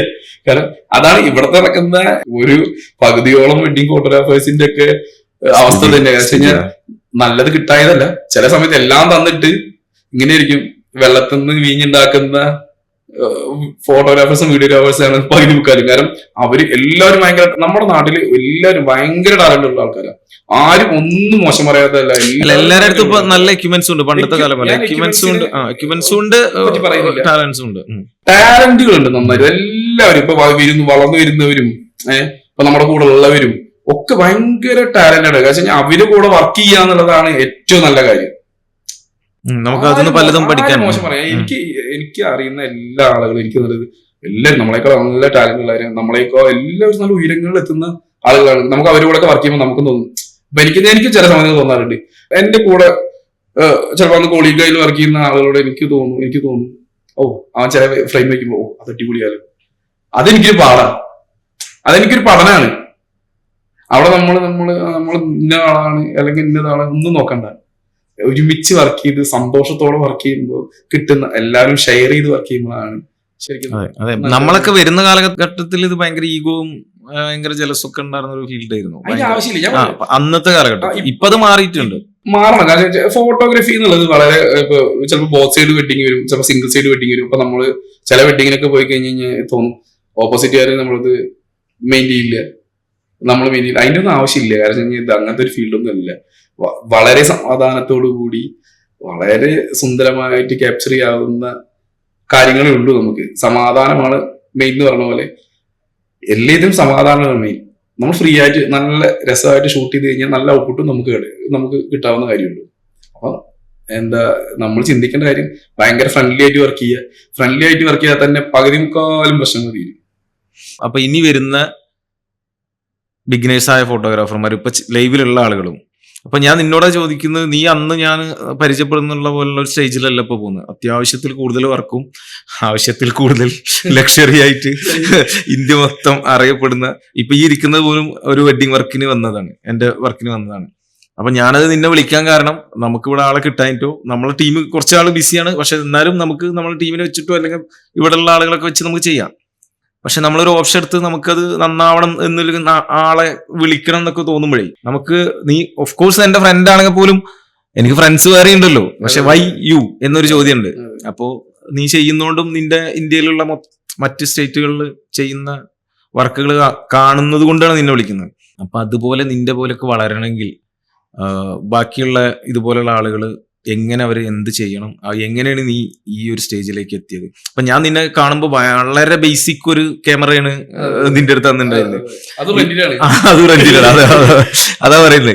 അത്യാവശ്യത്തിൽ കൂടുതൽ ദാരിദ്ര്യം ഉണ്ടായിരുന്ന സമയത്ത് ദാരിദ്ര്യമായിരുന്നു. ഇപ്പൊ ഇന്ന് വന്ന് എനിക്ക് ഓർമ്മയുണ്ട്, നീ അന്ന് വന്നത് എന്റെ ഒരു വർക്കിന് വന്നത് ഒരു ഓട്ടോറിക്ഷയിൽ വന്നിട്ടുണ്ട്, വേറെ ഒരു വണ്ടിയിൽ വിളിച്ചിട്ടൊക്കെ വന്നിട്ടുണ്ട്. പിന്നെ ഒരു കാറ് മേടിച്ചു, ഡ്രൈവർ വെച്ചിരുന്നത്, ഡ്രൈവ് ചെയ്യാൻ ഓടിക്കാറില്ല. അങ്ങനെ ഓരോ ഭയങ്കര സന്തോഷം കിട്ടത് പറയുമ്പോൾ, നിന്റെ ഇപ്പത്തെ ഇരിക്കുന്ന പൊസിഷനിൽ കാണുമ്പോൾ അല്ലെങ്കിൽ നിന്റെ വളർച്ച കാണുമ്പോൾ ഒരു കൂട്ടുകാരൻ അല്ലെങ്കിൽ അടുത്തറിയുന്ന ആളെന്ന നിലയിൽ ഭയങ്കര സന്തോഷമുണ്ട്. അതിലുപരി നീ ഇങ്ങനെ ആവാൻ ഇതിന്റെ സ്ട്രഗിളും കഷ്ടപ്പാടും ഇതിന്റെ ഒക്കെ അപ്പുറം ഇതൊരു ആളുകളെ ഡീൽ ചെയ്യുന്നത്, അതും കൂടെ പറഞ്ഞു പോകണം. ഇതിൽ ഏറ്റവും ഞാൻ വിശ്വസിക്കുന്നത്, നമ്മൾ ഫോട്ടോഗ്രാഫർ നമ്മളെ ക്ലയന്റിനായിട്ട് നമുക്ക് നന്നായി കമ്മ്യൂണിക്കേറ്റ് ചെയ്യാൻ പറ്റണം, ആ വീട്ടിലൊരാളായി മാറണം. പ്രത്യേകിച്ച് വെഡിങ് എടുക്കാൻ പോകുമ്പോൾ അത് പറയാൻ കാരണം, നമ്മൾ മുന്നിൽ എനിക്ക് നിന്റെ വെഡിങ് തരലുണ്ട്, എനിക്ക് കോയമ്പത്തൂരൊക്കെ ചെയ്ത്, നിനക്ക് ഓർമ്മ. ആ വീട്ടിലെ അച്ഛൻ, അമ്മ, അവിടുത്തെ എല്ലാവരും നിന്റെ ഫാൻസും ആണ്. പിന്നെ അവർക്ക് നിന്നെ ഭയങ്കര കാര്യമാണ്. അപ്പൊ അവരെ പിടിക്കുന്നത്, അമ്മേനൊക്കെ സ്വന്തം അമ്മയെ പോലെ ആയിട്ടാണ് ഡീൽ ചെയ്യുന്നത്. അപ്പൊ ഇനി വരുന്നുള്ള ആളുകൾക്ക് എന്താണ് പറഞ്ഞു കൊടുക്കുന്നത്? എനിക്ക് എന്റെ ജീവിത കഥ എന്ന് പറഞ്ഞു കഴിഞ്ഞാൽ എല്ലാവരും ഇൻസൾട്ട് ആണ്, മുരളി ഇൻവെസ്റ്റ്മെന്റ് എന്നൊക്കെ അങ്ങനെ വളരെ ദാരിദ്ര്യത്തിൽ നിന്നാണ് എനിക്ക് എന്റെ അച്ഛന്റെ കുടുംബസ്വത്തിലെ ഒരു 5 സെന്റ് വിറ്റ ഇതിന്ന് കുറച്ച് പൈസ തന്നിട്ടാണ് എനിക്കൊരു ക്യാമറ തരുന്നത്. അപ്പോൾ ആകെ അച്ഛനുണ്ടായിരുന്ന ഏക സമ്പാദ്യം എന്നുള്ളത്, അച്ഛൻ്റെതായ ഇരിക്കുന്ന ഒരു സമ്പാദ്യം എന്നുള്ളത് ആ ഒരു സ്ഥലമായിരുന്നു. ആ സ്ഥലം വിറ്റിട്ട് കിട്ടുന്ന പൈസ കൊണ്ടാണ് എനിക്കൊരു ക്യാമറ എടുത്തിരുന്നത്. കാരണം എനിക്ക് ഡിഗ്രി കഴിഞ്ഞ ശേഷം എനിക്ക് എന്താ ചെയ്യാന്ന് എനിക്കറിയില്ലായിരുന്നു. പിന്നെ എൻ്റെ അച്ഛനമ്മയും സാധാരണക്കാരായിരുന്നു. അപ്പൊ അവര് എന്നെ അച്ഛൻ അമ്മയും എന്നെ വേണ്ട രീതിയിൽ എന്നെ പഠിപ്പിച്ചു കഴിഞ്ഞിട്ട് എനിക്ക് പറഞ്ഞു എന്താ ചെയ്യാന്ന് എനിക്കറിയില്ല. അങ്ങനെ എൻ്റെ അച്ഛൻ്റെ ഒരു 5 സെന്റ് സ്ഥലം വിറ്റ് ചെയ്യുന്ന കുറച്ച് കാശ് കിട്ടി. അപ്പൊ ഈ കാശിനാണ് ഞാനൊരു ക്യാമറ മേടിക്കുന്നത്. അപ്പോൾ ഈ ക്യാമറ മേടിക്കുക, അന്ന് ഞാന് പഴയനുള്ള ഒരു ദിലീപ് ഏട്ടൻ എന്നൊക്കെ പറയും, ഇപ്പൊ ദിൽ സ്റ്റുഡിയോ എന്ന് പറഞ്ഞ അദ്ദേഹം എന്നെ അന്ന് കൊണ്ടുപോയി സഹായിക്കുന്നു. അപ്പൊ അങ്ങനെ ഒരു ക്യാമറയൊക്കെ മേടിച്ചിട്ട് ഈ ഫീൽഡിലോട്ട് ഇറങ്ങുന്നു. ആ ഫീൽഡിലോട്ട് ഇറങ്ങി കുറച്ച് നമ്മൾ ബിഗിനർ അല്ലേ. എന്റെ ക്യാമറ അന്നത്തെ ഒരു PNW പറയുന്ന ഒരു ക്യാമറ എന്റെ കയ്യിലുണ്ടായിരുന്നു. അത് വിറ്റിട്ടാണ് പിന്നെ 6D എടുക്കുന്നത്. അതിന് വേറെ സങ്കടം വരെയുണ്ട്. അപ്പൊ ഈ PNW ക്യാമറ ഞാൻ എടുത്ത്, അപ്പൊ എന്റെ അമ്മ അച്ഛനൊക്കെ അറിയാം. അപ്പൊ നമ്മളൊരു ചെറിയ വീട്ടിൽ ഞങ്ങളിങ്ങനെ ജീവിതമൊക്കെ, അപ്പൊ നീ ഡ്രൈ ബോക്സ് ഒന്നും ഇല്ലല്ലോ. അപ്പൊ എനിക്ക് വർക്കില്ലാതെ ഈ ക്യാമറ സത്യത്തില് പൂപ്പലടിച്ചിട്ട് കേട്ടോ, വർക്കില്ല. കാരണം ഒരു ബിഗിനറാണ്. എനിക്ക് ക്യാമറ എന്റെ അച്ഛൻ എടുത്തു തന്നു. പക്ഷെ PNW ക്യാമറ എനിക്ക് ഈ ക്യാമറ പൂപ്പലടിച്ചു പോയി. ഞാൻ ക്ലീൻ ചെയ്തിട്ട്, അന്ന് എന്റെ കൂടെ കുറച്ച് പേരൊക്കെ ഉണ്ടായിരുന്നു. അങ്ങനെ ഞങ്ങക്ക് മാസത്തിലേക്ക് 2 പേർക്ക് 1 പേർക്ക് അത് ചിലപ്പോ കിട്ടുന്നതൊക്കെ കണക്കാം. പിന്നീട് ഞാൻ ഈ നിങ്ങളൊക്കെ എല്ലാവരും പരിചയപ്പെടുന്നത് PNW എനിക്കൊരു വർക്ക് എടുത്തിട്ടുണ്ട്, ഓർമ്മയില്ല, വന്നിട്ടുണ്ട് ഒരു വെഡിങ് എടുത്തിട്ടുണ്ട്. അപ്പൊ അങ്ങനെ PNW ഒരു രക്ഷയില്ല. എനിക്കാന്ന് വെച്ച് കഴിഞ്ഞാൽ അമ്മായി പ്രശ്നങ്ങളോടെ ഞാൻ കടന്നു പോവുക, കാര്യങ്ങളും ഇല്ല, ഒന്നും ഇല്ലാത്തൊരു അവസ്ഥയിലൂടെയാണ് ഞാൻ പോയിരുന്നത്. അപ്പൊ അച്ഛൻ പറയുന്നില്ല, അച്ഛൻ പൈസ തന്നു, ഇനി എന്താ അടുത്ത് ചെയ്യേണ്ടത് അല്ലെങ്കിൽ എന്താ ചെയ്യാൻ ചോദിക്കില്ലേ, ഇതൊക്കെ എടുത്തു കൊടുത്തു, ഇത്രയും പൈസ എടുത്തു കൊടുത്തല്ലോ. മോനോട് ഒന്നും തന്നെ അവർക്കൊരു ഇത് കിട്ടാനില്ല, ലാഭം ഒന്നും കിട്ടാനുമില്ല. എനിക്ക് വളരെ സങ്കടമായത് എന്റെ ക്യാമറ പോലും അന്ന് പൂപ്പലടിച്ചു പോയിട്ട് ഞാനത് വിറ്റിട്ട് അപ്പൊ എന്റെ ജീവിതത്തിൽ തോന്നി എനിക്കൊരു മാറ്റം അനിവാര്യമാണ്. അപ്പൊ അന്ന് ഈ BMW വിറ്റിട്ടാണ് അന്ന് ഞാൻ വിൽക്കുമ്പോ ഞാനും ഷിജീഷും അപ്പൊ അവനും കൂടിയാണ് പോയിട്ട് ഈ ക്യാമറ എടുത്ത് ഞങ്ങൾ രണ്ടാളും കൂടി ആണ് ഞങ്ങളുടെ ലൈഫ് ബിൽഡ് ചെയ്യുന്നത്. നമ്മളിങ്ങനെ ആയാൽ പോരാ, നമുക്ക് ഈ ഒരു മാറ്റം കൊണ്ടുവരാം എന്ന് ചിന്തിച്ചിട്ട് ഞങ്ങൾ ഒരു 6D എടുത്തു. അന്ന് ആ സമയത്താണ് എന്താ ഹൈലൈറ്റ്സിന്റെ ഒക്കെ ഒരു കാലം തുടങ്ങുന്നത്. രണ്ടും കൽപ്പിച്ച് ഇറങ്ങണം നമ്മള്, ഹൈലൈറ്റ്സിന്റെ കാലം. അപ്പൊ അങ്ങനെ ഞാനൊരു 6D ക്യാമറ എടുക്കുന്നു. അപ്പൊ അച്ഛനും അമ്മയ്ക്കൊക്കെ വളരെ സന്തോഷം. ഞാൻ 6D ക്യാമറ എടുത്തു. 6D ക്യാമറ എടുത്തിട്ട് അച്ഛന്റെ ആകെ ഒരു ഇൻവെസ്റ്റ്മെന്റ് എന്നുള്ളത് ഇതാട്ടുള്ളൂ. വേറെ ഒന്നും എന്റെ അച്ഛന് വേറെ ഇൻവെസ്റ്റ്മെന്റ് ഇല്ല. എനിക്ക് തന്ന ഈ ക്യാമറ മാത്രമാണ് അച്ഛന്റെ ഏറ്റവും ഇൻവെസ്റ്റ്മെന്റ്. ഈ ക്യാമറയോട് ഞാൻ 2 വർഷത്തോളം യൂസ് ചെയ്തു. 2 വർഷം യൂസ് ചെയ്തു. പക്ഷെ ഈ ക്യാമറ എനിക്ക് വിൽക്കേണ്ട ഒരു അവസ്ഥ വന്നു. കാരണം വെച്ച് കഴിഞ്ഞാൽ ഈ 2 കൊല്ലം കഴിഞ്ഞപ്പോ എന്റെ അച്ഛന് സ്ട്രോക്ക് വന്നു. എന്റെ അച്ഛൻ പകുതി തളർന്ന് കിടപ്പിലായി. എനിക്ക് വീണ്ടും പ്രശ്നങ്ങളിലോട്ട് പോകാൻ തുടങ്ങി. ഈ ക്യാമറ പോലും എനിക്ക് വിൽക്കേണ്ടി വന്നു. ഈ ക്യാമറ എനിക്ക് സെയിൽ ചെയ്യേണ്ടി വന്നു അച്ഛന്റെ ചികിത്സയ്ക്ക് വേണ്ടിയിട്ട്. കാരണം എന്റെ അച്ഛൻ ഇന്നും ഇപ്പോ 10-12 വർഷമായിട്ട് സ്ട്രോക്ക് പേഷ്യന്റാണ്. ഈ ഒരു അച്ഛൻ എനിക്ക് ഇൻവെസ്റ്റ് ചെയ്തില്ലേ ഈ ക്യാമറ, ആദ്യം ആ ഒരു തുടക്കം കൊണ്ടാണ് ഇന്നും അച്ഛൻ നല്ല രീതിയിൽ പോകുന്നതും ഇന്ന് എനിക്ക് എല്ലാ സൗഭാഗ്യങ്ങളും ഉണ്ടാക്കി തന്നതും ഈ ക്യാമറയാണ്. ക്യാമറ കൊണ്ട് മാത്രമാണ് എന്റെ ജീവിതം ഇങ്ങനെയായത്. എനിക്കിപ്പോഴും എന്റെ ജീവിതം എന്നുള്ളതും ക്യാമറയാണ്, എന്റെ ജീവനും ക്യാമറയാണ്. ഒരു ലൈഫ് ലൈൻ എന്ന് പറയുന്നത് ഞാൻ എന്റെ ഭാര്യയോടൊക്കെ പറഞ്ഞിട്ടുണ്ട്, എന്റെ ആദ്യ കാമുകി എന്റെ ക്യാമറ ആയിരിക്കാണ്. കാരണം ഈ ക്യാമറ കൊണ്ട് മാത്രം ഇന്ന് ഞാൻ ഈ നിലയിൽ എന്റെ ഒരു പേര് അല്ലെങ്കിൽ എനിക്കൊരു ഇതുണ്ടാക്കിയത്, സുധിയകലൂർ ഒരാളായത്, എനിക്ക് വീട് തന്നത് ആശനക്കാരല്ലോ, ആശനങ്ങനെ എനിക്കൊരു വീട് തന്നത്, എന്റെ ലൈഫ് തന്നത്, എന്റെ ജീവിതം തന്നത്, എനിക്കൊരു ഇന്നൊരു പിടി ഞാൻ ഇന്ന് ഇവിടെ ഈ അബുദാബിയിലും അല്ലെങ്കിൽ ഇവിടെ ഒക്കെ നിൽക്കാൻ അല്ലെങ്കിൽ വേറെ എവിടെ നിൽക്കാന്നുണ്ടെന്നുണ്ടെങ്കിൽ ഈ ക്യാമറ കൊണ്ട് മാത്രമായിരിക്കും. കാരണം നമ്മൾ ഒരിക്കലും ക്യാമറയെ സ്നേഹിച്ചു കഴിഞ്ഞാൽ ഏത് വർക്കിലും ഇപ്പൊ ഈ ക്യാമറ നമ്മൾ പണത്തെ സ്നേഹിക്കുന്നതിൽ കൂടുതലില്ല, വർക്കിന് സ്നേഹിക്കാം. പണം സെക്കൻഡറി ആയിരിക്കാം. ഈ വർക്കിനെ നമ്മൾ നല്ല രീതിയിൽ സ്നേഹിച്ചു കഴിഞ്ഞാൽ ഈ ക്യാമറ നമ്മളെ എല്ലാ രീതിയിലും എത്തിച്ചേരും. എന്റെ ലൈഫ് ഇത്രത്തോളം മാറിയിട്ടുണ്ടെന്നുള്ള ഈ ക്യാമറകൾ മാത്രം കൊണ്ടായിരിക്കും. ക്യാമറയാണ് എന്റെ ജീവിതം. എനിക്ക് ക്യാമറ ഇല്ലാതെ ജീവിക്കാൻ പറ്റില്ലെന്ന് അറിയില്ലേ. ഈ ഹാർട്ടിന്റെ ഒരു വശം നോക്കിയ ക്യാമറ ആയിരിക്കാം. ഈ ക്യാമറ ഇല്ലെങ്കിൽ ശരിക്കും ഞാൻ എന്തായിരിക്കാം, ഒന്നും ആവില്ല. അല്ല എന്റെ ഫാമിലി ഒക്കെ തകർന്നു പോയില്ലേ. അത്രയും വലിയ ക്രൈസിസ് സംഭവിച്ച ജീവിതമല്ലേ. ഒരുപാട് പ്രശ്നങ്ങൾ, ഒരുപാട് ദുഃഖങ്ങൾ, ദുരിതങ്ങൾ ഇതൊക്കെ വന്നപ്പോഴും എനിക്ക് താങ്ങായിട്ടും തണലായിട്ടും എല്ലാമായിട്ട് നിന്നത് ഈ ക്യാമറയാണ്. അപ്പൊ എനിക്ക് ഈ ക്യാമറ വിട്ടിട്ട് ഒരു ജീവിതം തന്നെ, എനിക്ക് അരച്ചിലൊരു ക്യാമറ പറ്റിയത്. ക്യാമറയാണ് എന്റെ ഏറ്റവും ലൈഫിലെ എന്റെ ദൈവം എന്ന് പറയാം. നമ്മൾ ഇൻകം അല്ലെങ്കിൽ നമ്മൾ ക്യാഷ് മെയിൻ എയിമായി വെക്കാതെ നമ്മൾ നമ്മുടെ വർക്കിൽ 100% വർക്ക് ചെയ്തു. ഓരോ ദിവസവും നമ്മൾ ഒരിക്കലും നല്ലൊരു ക്യാമറമാൻ എല്ലാ ദിവസവും ജനിച്ചു മരിക്കാൻ ഞാൻ പറയും. എല്ലാ ദിവസവും നമ്മൾ ജനിച്ചു മരിക്കുക, ഈ ക്യാമറയ്ക്ക് വേണ്ടി ജനിച്ചു മരിക്കുക. നമ്മൾ ഒരിക്കലും ഒരു പെർഫെക്റ്റ് ഫോട്ടോഗ്രാഫറോ വീഡിയോഗ്രാഫറോ ഒന്നും ആവില്ല. ആരും മുന്നിൽ നമുക്ക് കാണിക്കേണ്ട ആവശ്യമില്ല. നിന്നിൽ ഒരു കഴിവ് ഉണ്ടെങ്കിൽ നിനക്കത് അതിനെ രാഗി മിനിക്ക് നല്ലൊരു ഫോട്ടോഗ്രാഫർ ആവാൻ പറ്റും, അല്ലെങ്കിൽ നല്ലൊരു വീഡിയോഗ്രാഫർ ആവാൻ പറ്റും. ആരും വലിയ ആളുകളോ ഇതിൽ ചെറിയ ആളുകളോ ഇല്ല. ആരെയും നമ്മൾ ചെറിയവനെന്നോ വലിയവനെന്നോ കാണേണ്ട ആവശ്യമില്ല. കാരണം ഉള്ളിലുള്ള കഴിവിനെ നമ്മുടെ ഉള്ളിൽ ഇപ്പൊ ക്യാമറയെ നമ്മൾ സ്നേഹിക്കുകയാണ്. നല്ല ലെൻസിനെയും ക്യാമറയും നമ്മൾ സ്നേഹിച്ചു കഴിഞ്ഞാൽ നമ്മൾ ആരൊക്കെ കളിയാക്കിയിട്ടുണ്ടോ, ആരൊക്കെ തള്ളി പറഞ്ഞിട്ടുണ്ടോ, ആരൊക്കെ കുറ്റം പറഞ്ഞിട്ടുണ്ടോ, അവരോടൊക്കെ മുന്നിൽ നമുക്ക് ജീവിച്ച് കാണിച്ചു കൊടുക്കാൻ പറ്റും. അതിന് ഏറ്റവും വലിയ ഉദാഹരണമാണ് ഞാനെന്ന് ഞാൻ വിശ്വസിക്കുന്നത്. കാരണം എനിക്ക് എല്ലാം ഉണ്ടാക്കുന്നത് എന്റെ ഈ ക്യാമറ ആണല്ലോ. ഇന്നും ഞാൻ അതിനെ സ്നേഹിക്കുന്നില്ലേ. ഞാനിപ്പോഴും ആശാനോടൊക്കെ പറയാറില്ലേ, നമുക്ക് ഇനി എന്തെങ്കിലും ചെയ്യാം, ഇനി എന്തെങ്കിലും തോറ്റു കൊടുക്കാൻ എനിക്ക് മടിയില്ലാത്തടത്തോളം കാലം എന്നെ തോൽപ്പിക്കാൻ ആർക്കും പറ്റില്ല. ഞാൻ എന്റെ ക്യാമറ അത്ര സ്നേഹിക്കുന്നു. അതുകൊണ്ട് എനിക്ക് തോൽക്കാനും മനസ്സില്ല, എന്നെ തോൽപ്പിക്കാനും പറ്റില്ല എന്നാണ് ഞാൻ വിശ്വസിക്കുന്നത്. ഞാൻ ക്യാമറയാണ് എന്റെ ദൈവം. ഇപ്പൊ ഞാൻ പുതിയ കുട്ടികളൊക്കെ എല്ലാവരും ഹൈ ടാലന്റ് ഉള്ള കുട്ടികളാണ്. എല്ലാവരും നല്ല രീതിയിൽ ഇപ്പൊ നമ്മളൊക്കെ പിള്ളേരോടൊക്കെ കൂടൊക്കെ ഷൂട്ട് ചെയ്യുമ്പോൾ നമുക്ക് തോന്നാറ് വെച്ച് കഴിഞ്ഞാൽ നമ്മളെക്കൂടെ എത്രയോ സുന്ദരമായിട്ട് ഷൂട്ട് ചെയ്യുന്ന കുട്ടികളാണ്. അപ്പൊ അവരോടൊക്കെ ഞാൻ പറയുന്നത് വെച്ച് കഴിഞ്ഞാൽ നിങ്ങൾ നിങ്ങളുടെ കഴിവിൽ വിശ്വസിക്കുക. ഞാൻ എന്റെ കഴിവിൽ വിശ്വസിച്ചത്, അതിനെ ഞാൻ ഇപ്പോഴും ഇന്നും എന്നും രാഗി മിനിക്കൊണ്ടേയിരിക്കുന്നു. എനിക്ക് ഇനി പുതിയ ചെയ്യണം, പുതിയ കാര്യങ്ങൾ ചെയ്യണം. നിങ്ങൾക്ക് ഓട്ടോമാറ്റിക് നിങ്ങൾക്ക് എല്ലാം ഈ സാധനം കൊണ്ടുവന്ന് തരും. ഈ ക്യാമറ എന്നുള്ളതില്ലേ, ഒരു തൃശ്ശൂരൊക്കെ പറഞ്ഞ പോലെ നമ്മൾ ഈ വിഷ്ണുമായനൊക്കെ പ്രാർത്ഥിക്കുക എന്ന് പറഞ്ഞ പോലെ ഒരു വിഷ്ണുമായ കുട്ടിച്ചാത്തന്ന് കേട്ടിട്ടുണ്ട്. ഈ ഒരു കുട്ടിച്ചാത്തനാണ് ഈ ക്യാമറ. നിങ്ങളെ വളർത്തി വലുതാക്കും. നിങ്ങൾ അതിനെ സ്നേഹിച്ചാൽ മതി. നിങ്ങൾ സ്നേഹിച്ചുകൊണ്ടിരുന്ന് കഴിഞ്ഞാൽ ഓട്ടോമാറ്റിക് നിങ്ങൾ അതിനെ വളർത്തിക്കൊണ്ടേയിരിക്കും. കാരണം ഒരിക്കലും അറിയാലോ, ഒരിക്കലും ഒരു ക്യാമറ വരെ ഒരു അത്യാവശ്യം കഴിവ് ഉണ്ടാക്കി തുടങ്ങിയിട്ടുണ്ടെങ്കിൽ അവന്റെ ലൈഫ് മാറിക്കൊണ്ടിരിക്കുകയാണെന്നുണ്ടെങ്കിൽ ആർക്കും അവനെ തോൽപ്പിക്കാൻ പറ്റില്ല. അത് ഉത്തമ ഉദാഹരണമല്ലോ സുഹിത്തേട്ടൻ ഇട്ടുകൊണ്ടിരിക്കുന്നത്. ഈ അബുദാബിയിൽ വന്നിട്ട് നിങ്ങൾ തന്നെ എന്തൊക്കെ കാണിച്ചു കൂട്ടി ക്യാമറ കൊണ്ട്. ഇപ്പൊ ഞാൻ നീ പറഞ്ഞ പോലെ തന്നെ നമ്മള് ഒരിക്കലും ക്യാഷ് അല്ലെങ്കിൽ പൈസ അതിനുവേണ്ടി വർക്ക് ചെയ്തിട്ടില്ല. നമ്മളിങ്ങനെ വർക്ക് ചെയ്ത് പോയി, ആത്മാർത്ഥമായിട്ട് വർക്ക് ചെയ്ത് പോയി. അപ്പോൾ ഗ്രാജുവലി ബാക്കിയുള്ളതൊക്കെ നമുക്ക് ഉണ്ടായതാണ്, അല്ലെങ്കിൽ അത് നമുക്ക് വന്നു എന്നുള്ളതാണ്. പിന്നെ നല്ലൊരു സുഹൃത്ത് വല ഉണ്ടാവുക. ഈ ഫോട്ടോഗ്രാഫിയിൽ ഏറ്റവും നല്ല സുഹൃത്ത് വല ഉണ്ടാവുക വെച്ച് കഴിഞ്ഞാൽ നല്ലൊരു, ഇപ്പൊ എനിക്ക് എന്റെ ജീവിതത്തിൽ എടുത്തു പറയുന്ന കുറച്ച് വ്യക്തികളിൽ ഒരാളാണ് ഇപ്പൊ ഗൂഗിളൊക്കെ. എന്റെ ആത്മാർത്ഥ സുഹൃത്താണ് ഗൂഗിള്. ഇപ്പൊ അദ്ദേഹത്തിന്റെ ഒക്കെ കാര്യങ്ങളൊക്കെ ഞാൻ അവനിൽ നിന്ന് കുറെ കാര്യങ്ങൾ പഠിച്ചിട്ടുണ്ട്.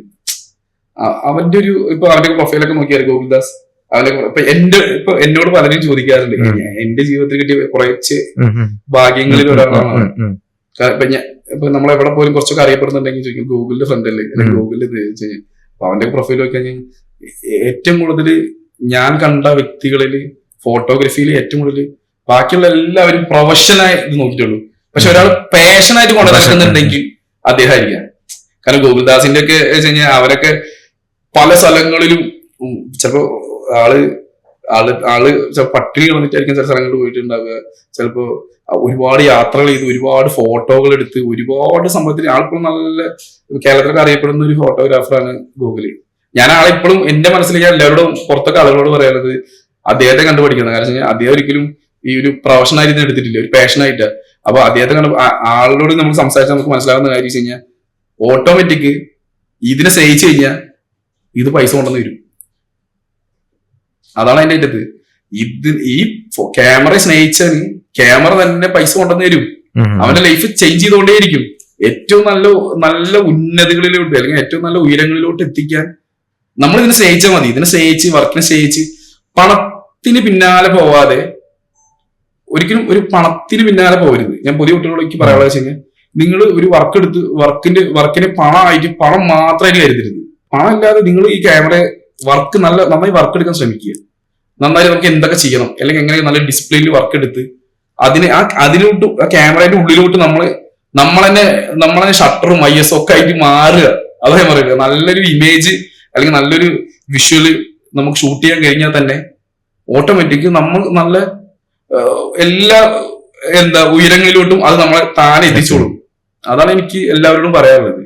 ഒരു കല്യാണ വീട്ടില് ഏറ്റവും ആത്മാർത്ഥമുള്ള ഒരു കൂട്ടം ആളുകൾ ഉണ്ടെന്നുണ്ടെങ്കിൽ അത് ഫോട്ടോഗ്രാഫേഴ്സ്. അവർക്ക് വർക്ക് ചെയ്ത് കൊടുക്കുന്നതിൽ വെച്ച് അല്ലേ?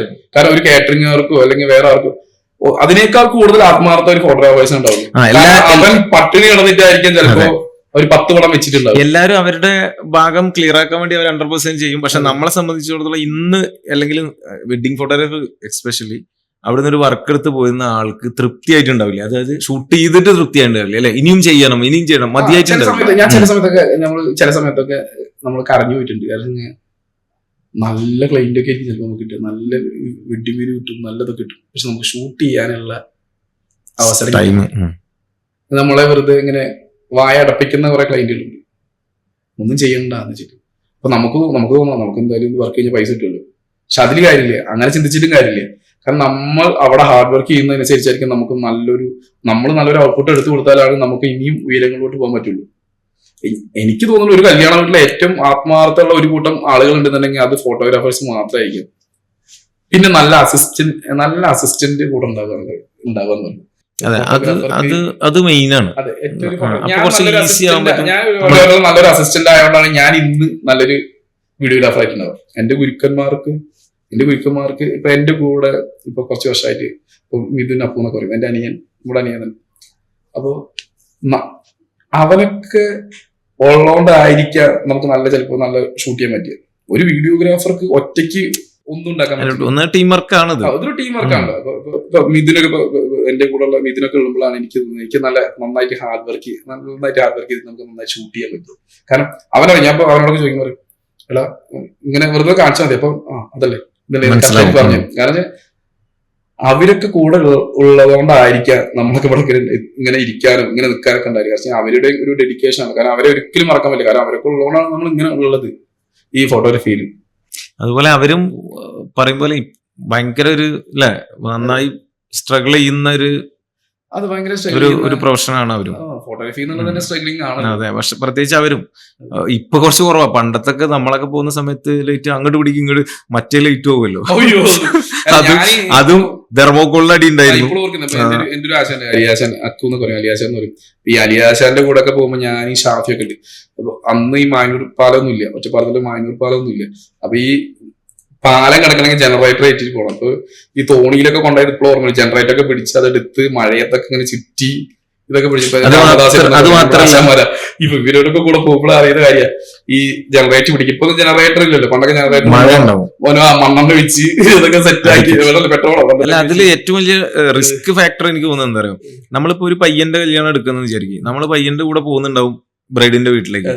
അപ്പൊ അവിടെ എത്തുന്നതിന്റെ മുന്നല്ലേ ഈ പയ്യനെ ഇറങ്ങി കുറച്ച് ഹിന്ദുസ് വെഡിങ് ചടങ്ങുണ്ടാവും കയറി. ഈ ചടങ്ങിന്റെ ഉള്ളിൽ കൊണ്ടുപോയി നമ്മൾ ജനറേറ്റർ സ്റ്റാർട്ട് ചെയ്തിട്ട് അന്നൊക്കെ ബ്ലൂ ഉള്ള പന്തല് ഇപ്പൊ മാറി. പക്ഷെ എന്നിട്ട് നമ്മൾ ആ എൻട്രൻസിൽ വന്ന് നിൽക്കണം ഈ ലൈറ്റ് അടിച്ചിട്ട് അല്ലെ, അങ്ങനെ എത്തണം. അതായത് ഈ കൂടിക്കുന്ന ക്രൗഡിന്റെ ഇടയ്ക്കുള്ള കേബിൾ ഇടണം, മണ്ണെണ്ണ ഒഴിക്കണം, ജനറേറ്റർ സ്റ്റാർട്ട് ആക്കണം, മഴ ഉണ്ടാവും, ആ കേബിൾ അടിക്കണം, ആ ഷോക്ക് ഉണ്ടാവും, പിന്നെ ആളുകളുടെ മേത്ത് കൊള്ളു നോക്കണം. അതൊരു കാലം, അതൊരു ഭയങ്കര രസമാണ്. എന്നിട്ട് വന്നിട്ട് അടിക്കണം, കറക്റ്റ് എത്തണത് അത് അതെത്തിയിട്ടില്ലെങ്കിൽ പ്രശ്നം. ഒരു ഡിസ്പ്ലേ ഉണ്ടല്ലോ, അത് ഭയങ്കര നമ്മൾ അവരുടെ ഒക്കെ ഒരു ഇതുകൊണ്ടായിരിക്കും. പെട്ടെന്ന് ഒരിക്കലും ഒരാൾക്ക് ആ സമയത്ത് ഒരു ഫോട്ടോഗ്രാഫറോ ഒരു വീഡിയോഗ്രാഫർ ആവാൻ പറ്റില്ല. അന്നെല്ലാവരും ഇപ്പോ ഒരു വെഡിങ് എന്ന് വെച്ച് കഴിഞ്ഞാൽ അതും നമ്മളൊരു ഡിഗ്രി ഒക്കെ പഠിക്കുന്ന ഒരു 3 വർഷത്തെ കോഴ്സാണ് ഞാൻ പറയുന്നത്. കാരണം അതിനും ഓരോന്ന് പഠിക്കാൻ, ഓരോ ചടങ്ങുകൾ പഠിക്കാണ്ട്, ഓരോ ചടങ്ങുകൾ പഠിക്കേണ്ട, ഓരോ കാര്യങ്ങൾ പഠിക്കാനുണ്ട്.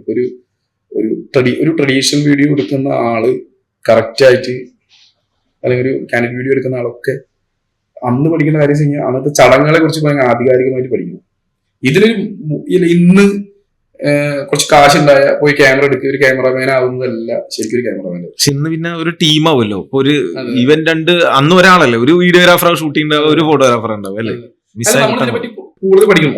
ഒരുപാട് ഇപ്പൊ നമ്മുടെ നാട്ടിലാകുമ്പോൾ പല റിലീജിയൻസിന്റെ പല കല്യാണങ്ങളായിരിക്കും. അപ്പൊ അതൊക്കെ പഠിക്കുക എന്നുള്ളത് തന്നെ, അത് പഠിക്കാൻ തന്നെ 2-3 വർഷം എടുക്കാം. 2-3 വർഷം എടുക്കും. നമുക്കൊരു ക്യാമറ കിട്ടുക എന്നുള്ളത് പല നമ്മുടെ ആശാന്മാർക്ക് ഒരു ക്യാമറ കിട്ടുക, ക്യാമറ കയ്യിൽ തരിക പറഞ്ഞാൽ തന്നെ ഭാഗ്യം.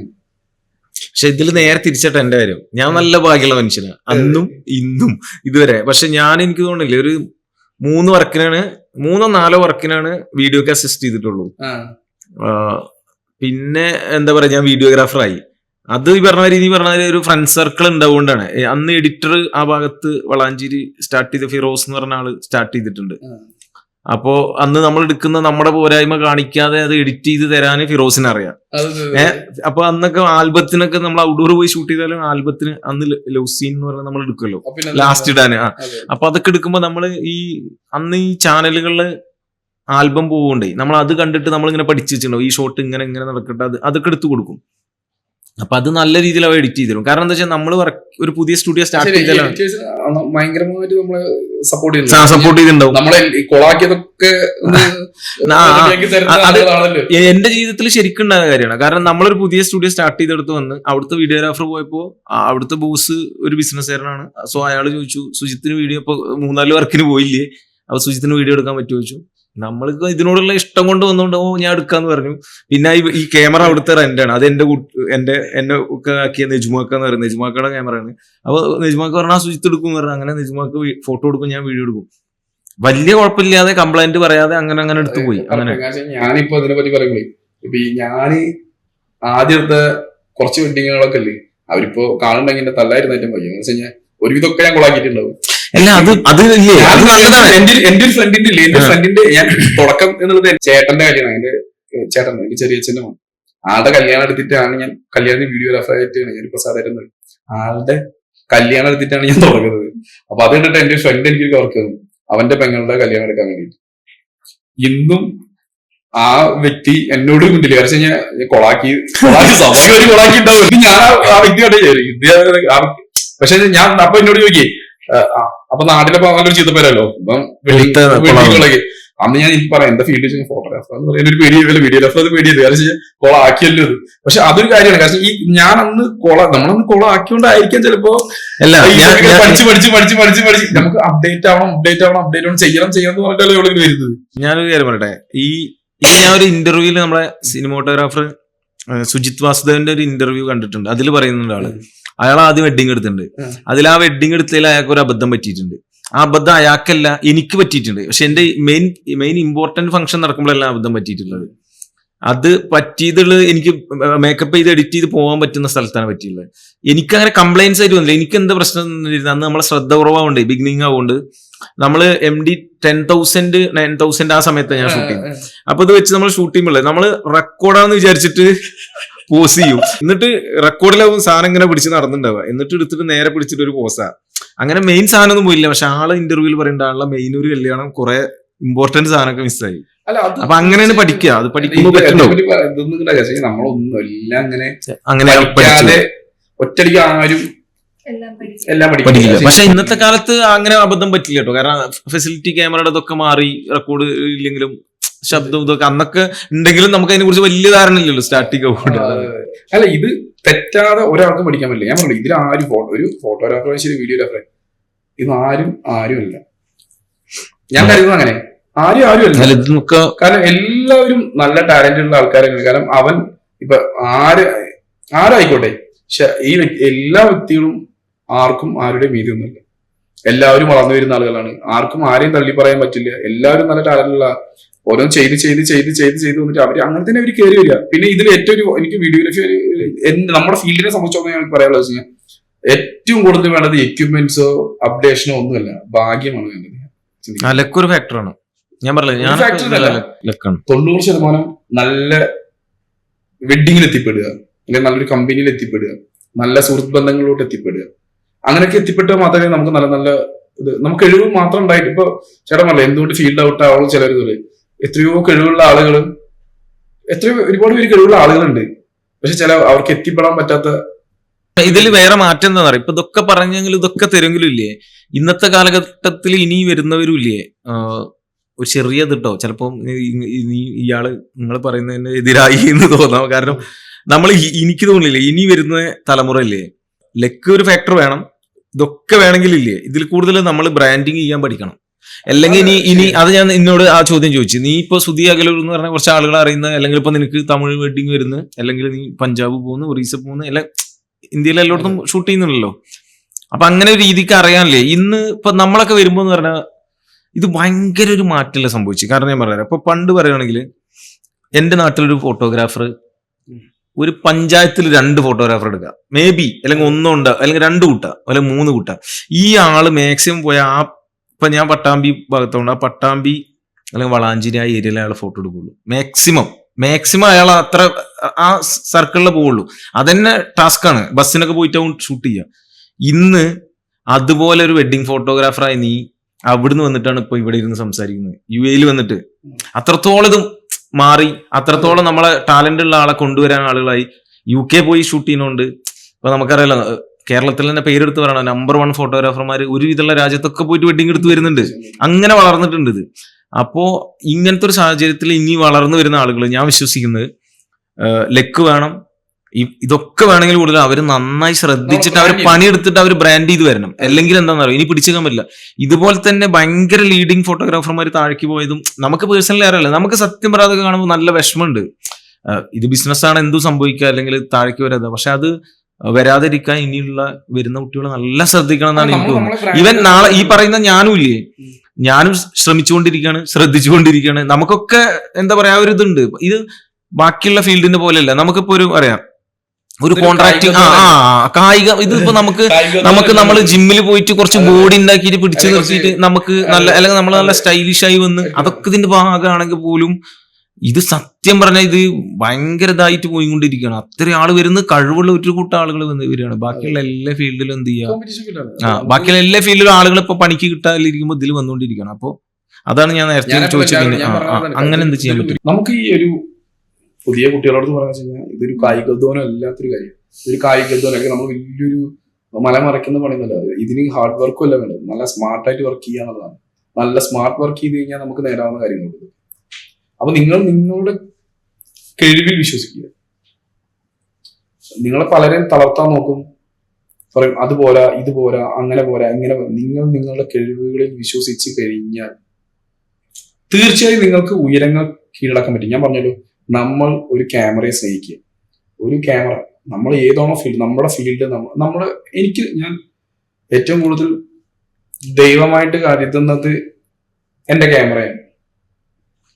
എൻ്റെ ജീവിതം അർപ്പിച്ചതും ഞാൻ ആ ക്യാമറയിലാണ്. എനിക്കൊരു ജീവിതം തന്നിട്ടുണ്ടെങ്കിൽ അത് ക്യാമറയാണ്. എന്നെ അറിയുന്നവർക്കും എൻ്റെ എല്ലാ ആൾക്കാർക്കും അറിയാൻ ഞാൻ വന്ന വഴികളൊക്കെ എങ്ങനെ എന്നെ ഞാനാക്കിയത് ഈ ക്യാമറയാണ്. ഞാൻ ഈ മരിക്കുന്നവരെ ഈ ക്യാമറയെ സ്നേഹിച്ചിട്ട് എനിക്കിപ്പോ ഞാൻ ഇന്ന് ഒരു പിടി ഭക്ഷണം കഴിക്കുന്നുണ്ടെങ്കിൽ, എൻ്റെ അച്ഛന് അമ്മയ്ക്ക് ഞാൻ ഒരു മരുന്ന് മേടിച്ചു കൊടുക്കുന്നുണ്ടെങ്കിൽ, എൻ്റെ മോൻ ഒരു വസ്ത്രം മേടിച്ചു കൊടുക്കുന്നുണ്ടെങ്കിൽ, എൻ്റെ ഭാര്യയ്ക്ക് ഞാൻ ഒരു മരുന്ന് മേടിച്ചു കൊടുക്കുന്നുണ്ടെങ്കിൽ, അവർക്കൊരു ഭക്ഷണം മേടിച്ചു കൊടുക്കുന്നുണ്ടെങ്കിൽ, എല്ലാം എനിക്ക് ഞാൻ ദൈവമായിട്ട് കരുതുന്ന ഈ ക്യാമറ തന്നുകൊണ്ട് മാത്രമാണ് ഞാൻ ഇന്ന് നിങ്ങളുടെ മുന്നിൽ പോയിരിക്കുന്നത്. അപ്പോ ഈ വർക്കിനെ ഈ ഒരു ജോലിയെ അതിനെ ജോലി എന്നതിലുപരി അതിനെ സ്നേഹിക്കാൻ പഠിച്ചിട്ട് അതിന് നിങ്ങൾക്ക് എന്തൊക്കെ ചെയ്യാൻ പറ്റും, തെറ്റിക്കോട്ടെ, നിങ്ങൾക്ക് ഒരു എക്സ്പെരിമെന്റ് ചെയ്യാണ്. ഇപ്പൊ ഞാൻ പറഞ്ഞു, നിങ്ങൾ ഒരിക്കലും ഒരു കല്യാണ ഫോട്ടോഗ്രാഫറോ കല്യാണ വീഡിയോഗ്രാഫറോ ആവെന്ന് ഞാൻ പറയില്ല. പക്ഷെ നിങ്ങൾക്കൊരു കഴിവുണ്ടെങ്കിൽ നിങ്ങൾക്ക് എന്തൊക്കെ ചെയ്യാൻ പറ്റുന്നതിന് ഉത്തമ ഉദാഹരണമാണ് എന്റെ സുഹൃത്തുക്കൾ ഗോകുലൊക്കെ ഉള്ളത്. ഗോകുൽ, രാഹുൽ, രവി, ഇവരൊക്കെ അവർക്ക് ഇതിനെ സ്നേഹിച്ചോട് മാത്രമാണ് അവരൊരു ബ്രാൻഡായിരുന്നു അറിയുന്നത്. അപ്പൊ നിങ്ങൾ അതിനെ സ്നേഹിക്കുക. അതിനെ സ്നേഹിച്ചിട്ട് നിങ്ങൾക്ക് അതിൽ എന്തൊക്കെ നിങ്ങൾക്ക് കഴിവ് ചെയ്യാൻ പറ്റുമോ. എനിക്കൊരു ഡോക്യുമെന്ററി ഫിലിമൊക്കെ ചെയ്യാൻ പറ്റുന്ന അല്ലെങ്കിൽ ഡോക്യുമെന്ററി ഫിലിമൊക്കെ ചെയ്യാൻ ആഗ്രഹിക്കുന്ന ഒരു വ്യക്തി. കാരണം നല്ല നല്ല കഥകൾ ചെയ്യുക, നല്ല നല്ല കഥകൾ ചെയ്യുക. അപ്പൊ ഈ ക്യാമറകൾ കൊണ്ട് നമുക്ക് എന്തൊക്കെ കഥകൾ പറയാം, അതൊക്കെ നമ്മുടെ ബ്രാൻഡാണ്. പക്ഷെ നമുക്ക് ഒരു വീഡിയോഗ്രാഫർ ഉണ്ട്, ആ വീഡിയോഗ്രാഫർ കല്യാണം മാത്രമേ ചെയ്യൂ എന്ന് വിചാരിക്കണ്ട. അവന്റെ കഴിവ് കല്യാണം എന്നുള്ളത് അവിടുത്തെ സമയവും അവിടുത്തെ ഈ ക്ലൈന്റിന്റെ അവസ്ഥയും അവരുടെ മൂഡും മറ്റുള്ളവരുടെ മൂഡൊക്കെ വിചാരിച്ചിട്ടാണ് ഒരു വലിയ വീഡിയോഗ്രാഫറൊക്കെ ആകുന്നത്. അയാൾ അതിന് വലിയ ആവുന്നല്ല. അയാൾ ചിലപ്പോ നല്ല വർക്ക് വന്നാലും ചിലപ്പോൾ അയാൾ നല്ല ക്ലിക്കായിട്ട് പോയിരിക്കും. പക്ഷെ ഈ താഴ്ത്തുക്കുന്ന ആള് അത്ര കുറവുള്ള ആളൊന്നുമല്ല. ഇപ്പൊ ചില ആളുകൾക്ക് ഉണ്ട്, ചിലപ്പോ ഒരു വെഡിങ്ങിന് പോയി കഴിഞ്ഞാൽ ട്രഡീഷണൽ വീഡിയോക്ക് ഒരാള്, കാൻഡിഡ് വീഡിയോക്ക് ഒരാള് എന്നൊക്കെ പറഞ്ഞിട്ട് ഈ ട്രഡീഷണൽ വീഡിയോക്കാരൻ അത്ര മോശമുള്ള ആളൊന്നുമില്ല. കാൻഡിഡ് വീഡിയോക്കാരന് മോശമുള്ള, ഇപ്പൊ കാൻഡിഡ് വീഡിയോ റെഫർ അവൻ ട്രഡീഷണൽ വീഡിയോ അല്ലേ, അത് അങ്ങനെ ചിന്തിക്കേണ്ട ആവശ്യമില്ല. അവന് നമ്മളെക്കാൾ നല്ല കഴിവുള്ള ആളായിരിക്കാം. അപ്പൊ അയാളെയും സഹകരിച്ചു കൊണ്ട് മുന്നോട്ട് പോകും. അവർക്ക് അപ്പൊ എനിക്ക് തോന്നുന്നത്, എനിക്ക് കിട്ടുന്ന അറിവുകളില്ല. പണ്ടൊക്കെ ഞാൻ അതേപോലെ വീഡിയോസ് ഒക്കെ ചെയ്യുന്നുണ്ടോ, അപ്പൊ എനിക്ക് ഇങ്ങനെയൊക്കെ ചെയ്യണോ, അങ്ങനെയൊക്കെ പറയണോ, അപ്പൊ മറ്റുള്ളവർ എന്ത് വിചാരിക്കും അല്ലെങ്കിൽ മറ്റുള്ളവർ എന്ത് വിചാരിക്കും, എനിക്കിപ്പോ ആ തോന്നലില്ല. കാരണം വെച്ച് കഴിഞ്ഞാൽ എനിക്ക് തോന്നുന്നത് നമ്മൾക്ക് പറ്റുന്ന അറിവുകളില്ലേ മറ്റുള്ളവർക്ക് പറഞ്ഞു കൊടുക്കുമ്പോഴായിരിക്കാം നമ്മളും വളരുണ്ടാവും. ഇപ്പൊ സുജിത്തേട്ടന് ഞാനൊരു കാര്യം പറയണം, സുജിത്തേട്ട ഇന്ന ലെൻസിൽ ഷൂട്ട് ചെയ്ത് കഴിഞ്ഞ് കഴിഞ്ഞാൽ ഇന്ന ഫ്രെയിം കിട്ടുട്ടോ എന്ന് ഒരാൾ പറയുമ്പോ ചേട്ടൻ എന്നെ അംഗീകരിക്കുക. ഞാനത് വെച്ചത് എടുത്തു വെക്കുക, അതെന്നെ റെസ്പെക്ട് ചെയ്യണം. ഞാൻ അതേപോലെ ചേട്ടനോട് പറയുന്നു, സുധി അത് അവിടെ കൊണ്ടുപോയി കഴിഞ്ഞാൽ നല്ല ഇതായിരിക്കും. അപ്പൊ ഞാൻ ചേട്ടനെ റെസ്പെക്ട് ചെയ്ത് കഴിഞ്ഞ് കഴിഞ്ഞാൽ നമുക്ക് കിട്ടുന്ന ഔട്ട്പുട്ട് വേറെ ആയിരിക്കും. അപ്പൊ നമുക്ക് അഹങ്കാരം ഇല്ലാതിരിക്കുക. ഈ ഫീൽഡിൽ അഹങ്കരിക്കേണ്ട ആവശ്യമില്ല. ഒരു വെഡിങ് ഫോട്ടോഗ്രാഫർക്ക് അല്ല വെഡിങ് വീട്ടിൽ അഹങ്കരിക്കേണ്ട ആവശ്യമില്ല. കാരണം നമ്മള് ഇപ്പൊ എനിക്ക് തോന്നുന്നത് വെച്ച് കഴിഞ്ഞാൽ എനിക്കിതിനെ എങ്ങനെയൊക്കെ എനിക്ക് ചെയ്യാൻ പറ്റുമോ എനിക്ക് അങ്ങനെയൊക്കെ ചെയ്യാം, എനിക്ക് ക്രിയേറ്റ് ചെയ്യാം. കാരണം ക്യാമറയും ലെൻസൊക്കെ എന്റെ കയ്യിലാണ്. എന്റെ കാഴ്ചകളെ എനിക്കിവിടെ പ്രദർശിപ്പിക്കാൻ ഇപ്പൊ നല്ല അവസരങ്ങളുണ്ട്. അയാൾക്ക് വ്യക്തമായിട്ട് അയാൾക്കൊരു പ്ലാൻ ഉണ്ട്, അല്ലെങ്കിൽ ഒരാൾക്ക് നല്ല രീതിയിൽ പ്ലാൻ ഉണ്ട്, അയാൾക്ക് ഇന്ന രീതിയിൽ കൊണ്ടുവന്ന് വരാം. ഇപ്പൊ ഒരു ഫോട്ടോവിനായാലും വീഡിയോനായാലും ഡിഫറെന്റ് ആയിട്ട് കാഴ്ച വെക്കാം എന്നുണ്ടെന്നുണ്ടെങ്കിൽ തീർച്ചയായും അവൻ എന്തായാലും ബ്രാൻഡായിട്ട് മാറും. അവനെ ഒരാൾക്കും തോൽപ്പിക്കാൻ പറ്റില്ല. അതായത് അവരുടെ വർക്ക് ഷോക്കേസ് ചെയ്യാനുള്ള യൂട്യൂബ് ഉണ്ട്, ഇൻസ്റ്റാഗ്രാം ഉണ്ട്, എന്തൊക്കെ കാര്യം എല്ലാവർക്കും ബ്രാൻഡ് ആവാം. എല്ലാവരും ബ്രാൻഡ് ആവണമെന്ന് ഞാൻ കരുതുന്നു. പിന്നെ വേറെ എന്താണെന്നറിയോ, ഇത് പറയുമ്പോ ചെറുതായിട്ടെന്ന് പറഞ്ഞു കാര്യം, പണ്ട് ഇപ്പൊ നമ്മളൊക്കെ വരുന്ന സമയത്തില്ലേ ഇതിനൊരു ഫോർമാറ്റ് ഉണ്ടായിരുന്നു, ഇങ്ങനെയാണ് ഇത് ചെയ്യാൻ പറ്റുള്ളൂ. ഒരു ഫോർമാറ്റ് ഉണ്ടായിരുന്നു, അറിയുമെന്ന് അറിയില്ല. ഇപ്പൊ നമ്മൾ നെഗറ്റീവിൽ എടുക്കുകയാണെങ്കിലും ഇങ്ങനെ ദക്ഷിണ കൊടുക്കണ ഇത്ര കണക്കുണ്ടല്ലോ നമുക്ക്, ഇത്ര ഫോട്ടോ അല്ലെങ്കിൽ ഇത്ര ഇത്. അപ്പൊ ഇതിങ്ങനെ ഇതിങ്ങനെ ഇതിങ്ങനെ ഇതിങ്ങനെ ഇങ്ങനെ ഇതിന്റെ ഈ ഫ്രെയിമിന്റെ ഇവിടെ വരണം അങ്ങനെ. അപ്പൊ അന്നത്തെ കാലത്ത് അന്ന് അവിടെ നമ്മളൊരു അറിയുന്ന ഫ്രണ്ട്സ് ഒരു ആൽബം ചെയ്തു. ആൽബം ചെയ്തപ്പോ അത് കണ്ടെടുത്ത ഒരു സീനിയർ ഫോട്ടോഗ്രാഫർ എന്ന് പറഞ്ഞത് ഇങ്ങനെയാണ്, ഇതെന്താ കൊള്ളാം, പക്ഷെ എന്താ വെച്ചാൽ ഇതിപ്പോ ഇവരെ കാണാനില്ലല്ലോ. ഐ മീൻ ക്ലൈന്റിനെ അല്ലെങ്കിൽ ആളെ കാണുന്നില്ല. ഇതിപ്പോ അവരുടെ ക്യാമറാമാന്റെ കഴിവ് കാണിക്കാന് ചെയ്ത വർക്കായി എന്ന് പറഞ്ഞു. എനിക്ക് തോന്നുന്നില്ലേ ഇപ്പൊ സത്യം പറഞ്ഞാൽ ചില വർക്ക് പോകുമ്പോ അങ്ങനെ ഇത് മാറുന്നുണ്ട്. അതിനോട് ഞാൻ കംപ്ലീറ്റ് യോജിക്കുന്നില്ല കേട്ടോ. കാരണം എന്താണെന്നറിയോ, പഴയ രീതിയിൽ എടുക്കണം എന്നല്ല പറയുന്നത്. ഇപ്പൊ ഈ ട്രെൻഡിനൊപ്പം ഇതൊക്കെ ചെയ്യുകയാണെങ്കിൽ പോലും ഇല്ലേ, നമ്മൾ അതിന്റെ കൂടെ അവർക്ക് ഇപ്പൊ ഞാൻ പറഞ്ഞു, അപ്പൊ ഞാനാണെങ്കിലും നല്ല ഒരു എയിം നോക്കും, നല്ല കാര്യം നോക്കും, വൈഡ് ആവും. ചിലപ്പോൾ എനിക്ക് ഇഷ്ടം വൈഡിൽ പോയിട്ടുണ്ടാവും. അപ്പൊ ഈ ബ്രൈഡ് ആൻഡ് ഗ്രൂം ഒക്കെ ആണെങ്കിൽ വെഡിങ്ങിന്റെ കാര്യമായിട്ട് ഞാൻ പറഞ്ഞു വരുന്നത്, അവർ ഭയങ്കര ചെറുതായിട്ടുണ്ടാവും. ചിലപ്പോൾ അവരൊരു കോർണർ ആയിട്ടുണ്ടാവും. ആ ഫ്രെയിമിനനുസരിച്ച് ഞാൻ വെച്ച് പോയിട്ടുണ്ടാവുക അല്ലേ. അപ്പൊ ഇത് കുറച്ച് കഴിയുമ്പോ ഇപ്പൊ കഴിഞ്ഞ് അവർക്കൊരു വെഡിങ് മെമ്മറി നോക്കുന്ന സമയത്തില്ലേ, ചിലപ്പോ ഈ ഫ്രെയിമിന്റെ കാര്യങ്ങളും ഇതൊക്കെ ഒന്ന് മാറി മറിഞ്ഞാലും അപ്പൊ എന്താ പറയാ, അവർക്ക് തോന്നുമ്പോ ഇതൊക്കെ ചെയ്യുമ്പോഴും ഒരു സേഫായ സാധനം അവരുടെ എന്താ ഔട്ട്ഫിറ്റിന്റെ ഡീറ്റെയിലും അവരത് കാണുന്ന സാധനങ്ങൾ കൂടെ വെക്കണം നമ്മള്, അല്ലെങ്കിൽ കൊടുക്കണം നമ്മള്. അതിനും കൂടെ നമ്മൾ ബാധ്യസ്ഥരാണെന്നുള്ള ഒരു തോന്നൽ എനിക്ക് തോന്നുന്നു. ഞാനൊരു ക്ലൈന്റ് ആണെന്നുണ്ടെങ്കിൽ എന്നെ കാണാനാണ് അപ്പൊ ഒരു ഫോട്ടോഗ്രാഫറെ ഏൽപ്പിക്കുന്നത് എന്നെ വ്യക്തമായിട്ട് കാണണം. അതെ, ഞാനിട്ട ഡ്രസ് എനിക്ക് എന്റെ ജ്വൽസ് കറക്റ്റ് ആണോ, എന്റെ കാര്യങ്ങളൊക്കെ. ഒരു ഫോട്ടോഗ്രാഫർക്ക് എനിക്ക് തോന്നുന്നു ആപ്റ്റായി കുറെ വൈഡ് വെക്കുന്ന ഫോട്ടോഗ്രാഫേഴ്സ് വേറെ ഉണ്ട്. വൈഡ് എന്നല്ല ഞാൻ പറയുന്നത്, മൊത്തത്തിലല്ലേ. ചിലപ്പോ നമ്മള് ഫ്രെയിം ബ്യൂട്ടി നോക്കുമ്പോൾ നമ്മൾ നമ്മുടെ ടാലൻസ് അത് മാത്രം ടാലന്റിന് മാത്രം ഒതുങ്ങാതെ ക്ലൈന്റിന് വേണ്ടിയിട്ട് വർക്ക് ചെയ്യണം. എന്റെ ഒരു പേഴ്സണൽ ചെറിയ സജഷൻ ആണ്. കുറെ പേര് പറയാറുണ്ടോ, ഞാൻ പലരും ചോദിക്കും, ഞാൻ എപ്പോഴും പറയുന്നത് നിങ്ങൾക്ക് ഇഷ്ടപ്പെട്ട ലെൻസ് ഏതാന്ന് ചോദിക്കുമ്പോൾ എല്ലാ ആളുകളും പറയും എനിക്ക് വൈഡൊക്കെ വെക്കണമെന്നാണ് ആഗ്രഹം. പക്ഷെ എന്ന് വെച്ച് കഴിഞ്ഞാൽ ഇപ്പൊ എനിക്കത് മാറി. കാരണം പണ്ടൊക്കെ കുറെ വൈഡ് വെക്കുന്ന കുറെ ഫോട്ടോഗ്രാഫേഴ്സ്മാർ ഇപ്പൊ മാറിയിട്ട് ഇപ്പൊ കുറച്ച് 1585 മിഡിലേക്കും ടൈറ്റിലേക്കൊക്കെ പോകുന്ന കുറെ ആൾക്കാർ ഫോട്ടോഗ്രാഫേഴ്സിന്റെ ഇടയിൽ. ഇപ്പൊ ഞാൻ വെഡിങ് ഫിലിം, എന്റെ ഒരു പാറ്റേണിൽ ഞാൻ വെഡിങ് ഫിലിം ഞാൻ ഒരു സ്റ്റോറി ടെല്ലിംഗ് ഒക്കെ ചെയ്തുകൊണ്ടിരിക്കുന്നതാണ്. കാരണം എനിക്കിപ്പോ സത്യം പറഞ്ഞു കഴിഞ്ഞാൽ ഒരു പോസ് നിർത്താൻ അറിയാത്തൊരവസ്ഥയിൽ കൂടെ പോയിക്കൊണ്ടിരിക്കുകയാണ്. നമുക്ക് എന്ത് ചെയ്യാൻ പറ്റും? കാരണം എനിക്ക് തോന്നുന്നു അതിലൊരു ഡിഫറൻറ്റ് ഉണ്ടെന്ന് എനിക്ക് തോന്നി. അപ്പൊ കുറച്ച് മാക്സിമം ഒരു ലൈവായിട്ട് ഞാൻ എന്റെ പോയിന്റിൽ കാണുന്ന വെഡിങ് എന്ന് വെച്ച് കഴിഞ്ഞാൽ എന്റേത് കേട്ടോ, മറ്റുള്ളവര് എന്താണെന്ന് എനിക്കറിയില്ല. പക്ഷെ ചിലപ്പോൾ അതെനിക്ക് കുറവായിരിക്കാം, കൂടുതലായിരിക്കും, ഒന്നും ഞാൻ ചിന്തിക്കുന്നില്ല. പക്ഷെ എനിക്ക് ഞാൻ കാണുന്നത് മാക്സിമം റോ ആയിട്ട് എങ്ങനെ, അതെ നമ്മൾ അവിടെ ഇങ്ങനെ കാണുന്ന പോലെ ഒരു ആൾ അറ്റൻഡ് ചെയ്യുന്ന പോലെ.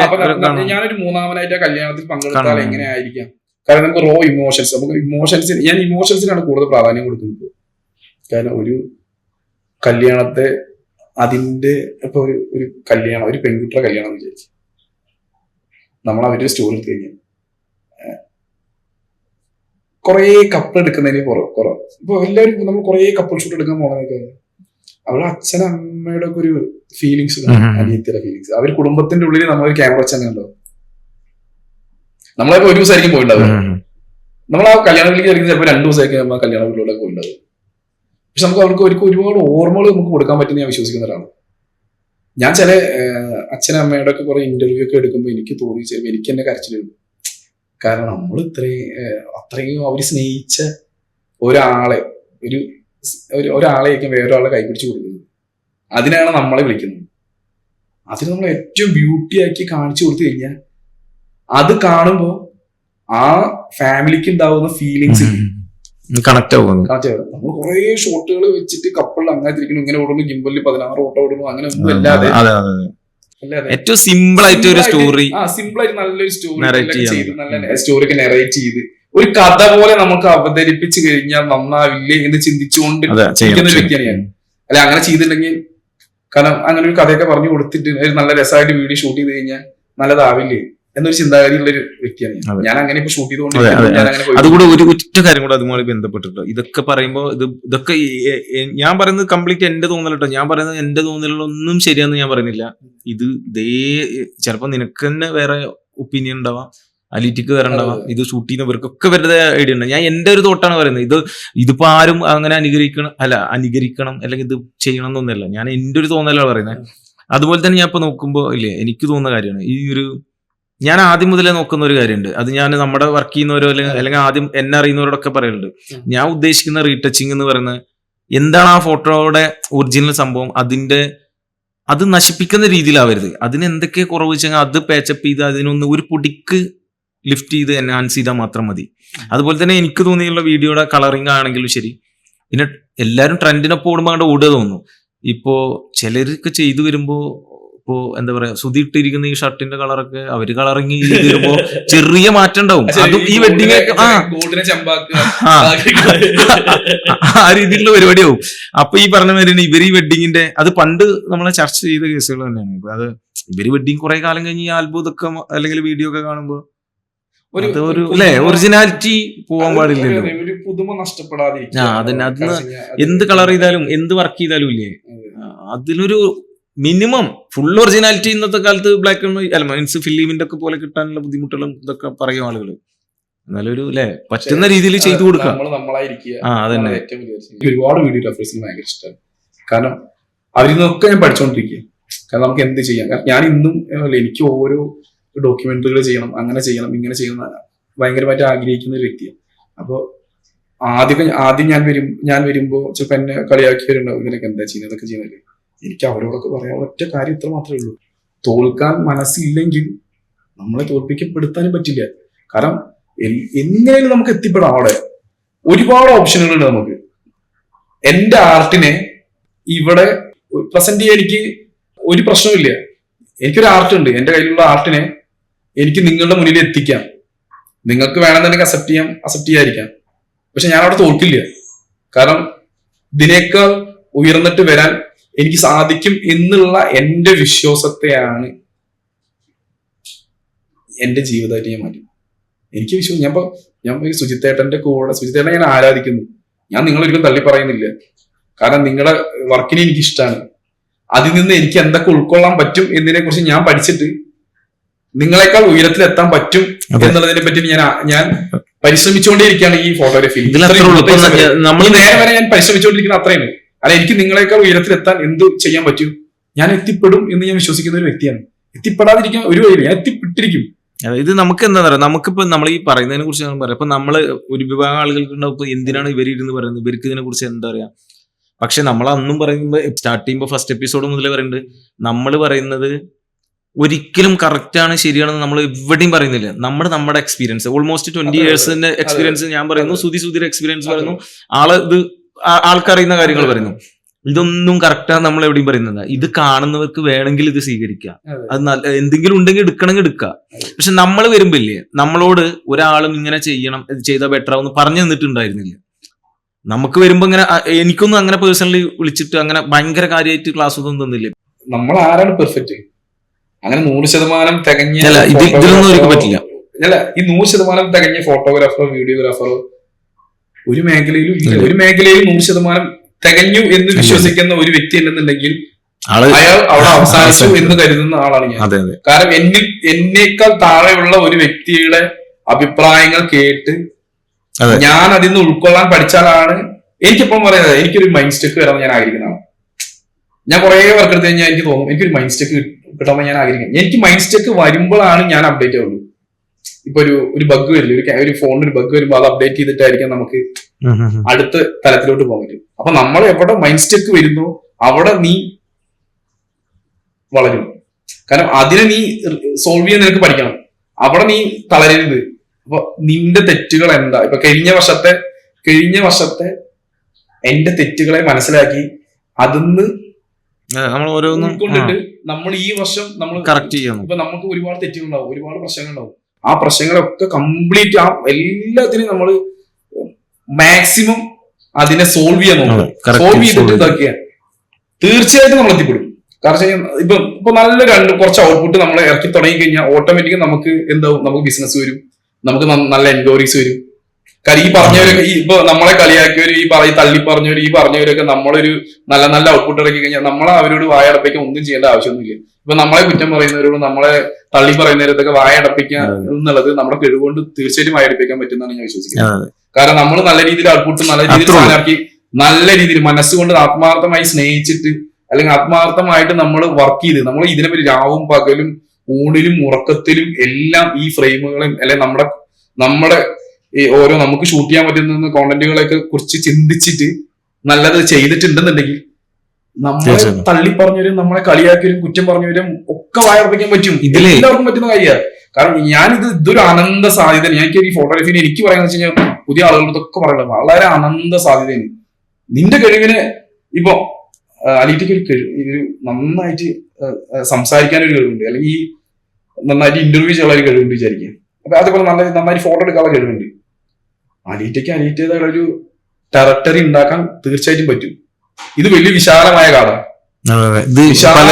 അതിൽ നിങ്ങൾക്ക് ഏക്കർ കണക്കിന് സ്ഥലമുണ്ട്. ആ ഏക്കർ കണക്കിന് സ്ഥലത്ത് നിങ്ങൾക്ക് ഒരു ടെറിട്ടറി ഉണ്ടാക്കാൻ തീർച്ചയായിട്ടും പറ്റും. അതിന് നിങ്ങൾ നിങ്ങളുടെ ഭയങ്കരമായിട്ട് നിങ്ങളുടെ കഴിവിനെ അതിലേക്ക് സമർപ്പിക്കുക എന്നുള്ളതാണ് ഏറ്റവും വലിയ പരമമായ സത്യം. നിങ്ങളാർക്കും തോൽപ്പിക്കാൻ പറ്റില്ല. അപ്പൊ ഇത് പിന്നെ എനിക്ക് തോന്നിയ കാര്യം എന്താണെന്നറിയോ, ഇപ്പൊ നമ്മളില്ലേ, ഞാൻ നാട്ടിലായാലും ശരി, ഇപ്പോ എനിക്ക് പേഴ്സണലി പറഞ്ഞാല് ഞാൻ അന്നും ഇപ്പൊ നമ്മളെ കൂട്ടുകാരൊക്കെ പറയും, നമ്മളെ കൂടെ വരുന്ന അസിസ്റ്റന്റ് ഇല്ലേ, പെട്ടെന്ന് ഫോട്ടോഗ്രാഫർ ആയിട്ടുണ്ടാവും അല്ലെ വീഡിയോഗ്രാഫർ ആയിട്ടുണ്ടാവും. ഞാൻ അങ്ങനെ പലരും ഇത് കേൾക്കുമ്പോൾ പറയണോ, പലരും ഞാൻ വീഡിയോഗ്രാഫർ ആക്കിയിട്ടുണ്ട്. എഡിറ്റർമാരൊക്കെ ഞാൻ എന്റെ വർക്കും ധൈര്യത്തിൽ വന്നു എന്ന് പറഞ്ഞിട്ട് ചെയ്തിട്ടുണ്ട്. അതിപ്പോ ഇവിടെ ആയാലും പറ്റുന്ന ഫ്രഷേഴ്സിനൊക്കെ നമ്മൾ അവസരം കൊടുക്കുന്നുണ്ട്.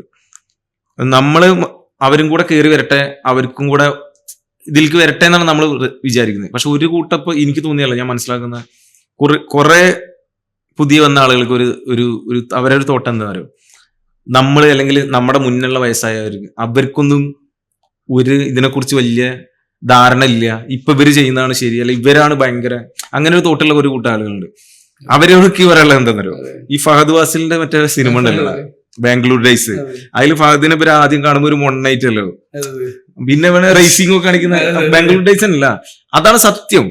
നമ്മുടെ മുന്നുള്ള തലമുറ ഞാനൊക്കെ കാണുമ്പോല്ലേ, ഒരു ഫോട്ടോഗ്രാഫർ എന്ന് പറഞ്ഞാൽ ഒരു ജുബ്ബ ഇട്ടിട്ട് ഒരു VKC അല്ലെങ്കിൽ ലൂണാറിന്റെ ചെരുപ്പ് ഇട്ടിട്ട് തോളത്തൊരു സഞ്ചി ഇട്ടിട്ട് വന്നിരുന്ന ഫില്ലിംഗ് ക്യാമറയിൽ ക്ലാസ് ഫോട്ടോഗ്രാഫി ഒക്കെ ചെയ്യാൻ വന്നിരുന്ന ആ ചേട്ടനൊക്കെ ഇപ്പോഴും എന്റെ മനസ്സിൽ ഓർമ്മയുണ്ട്, ഫോട്ടോഗ്രാഫർ എന്ന് പറഞ്ഞിട്ട്.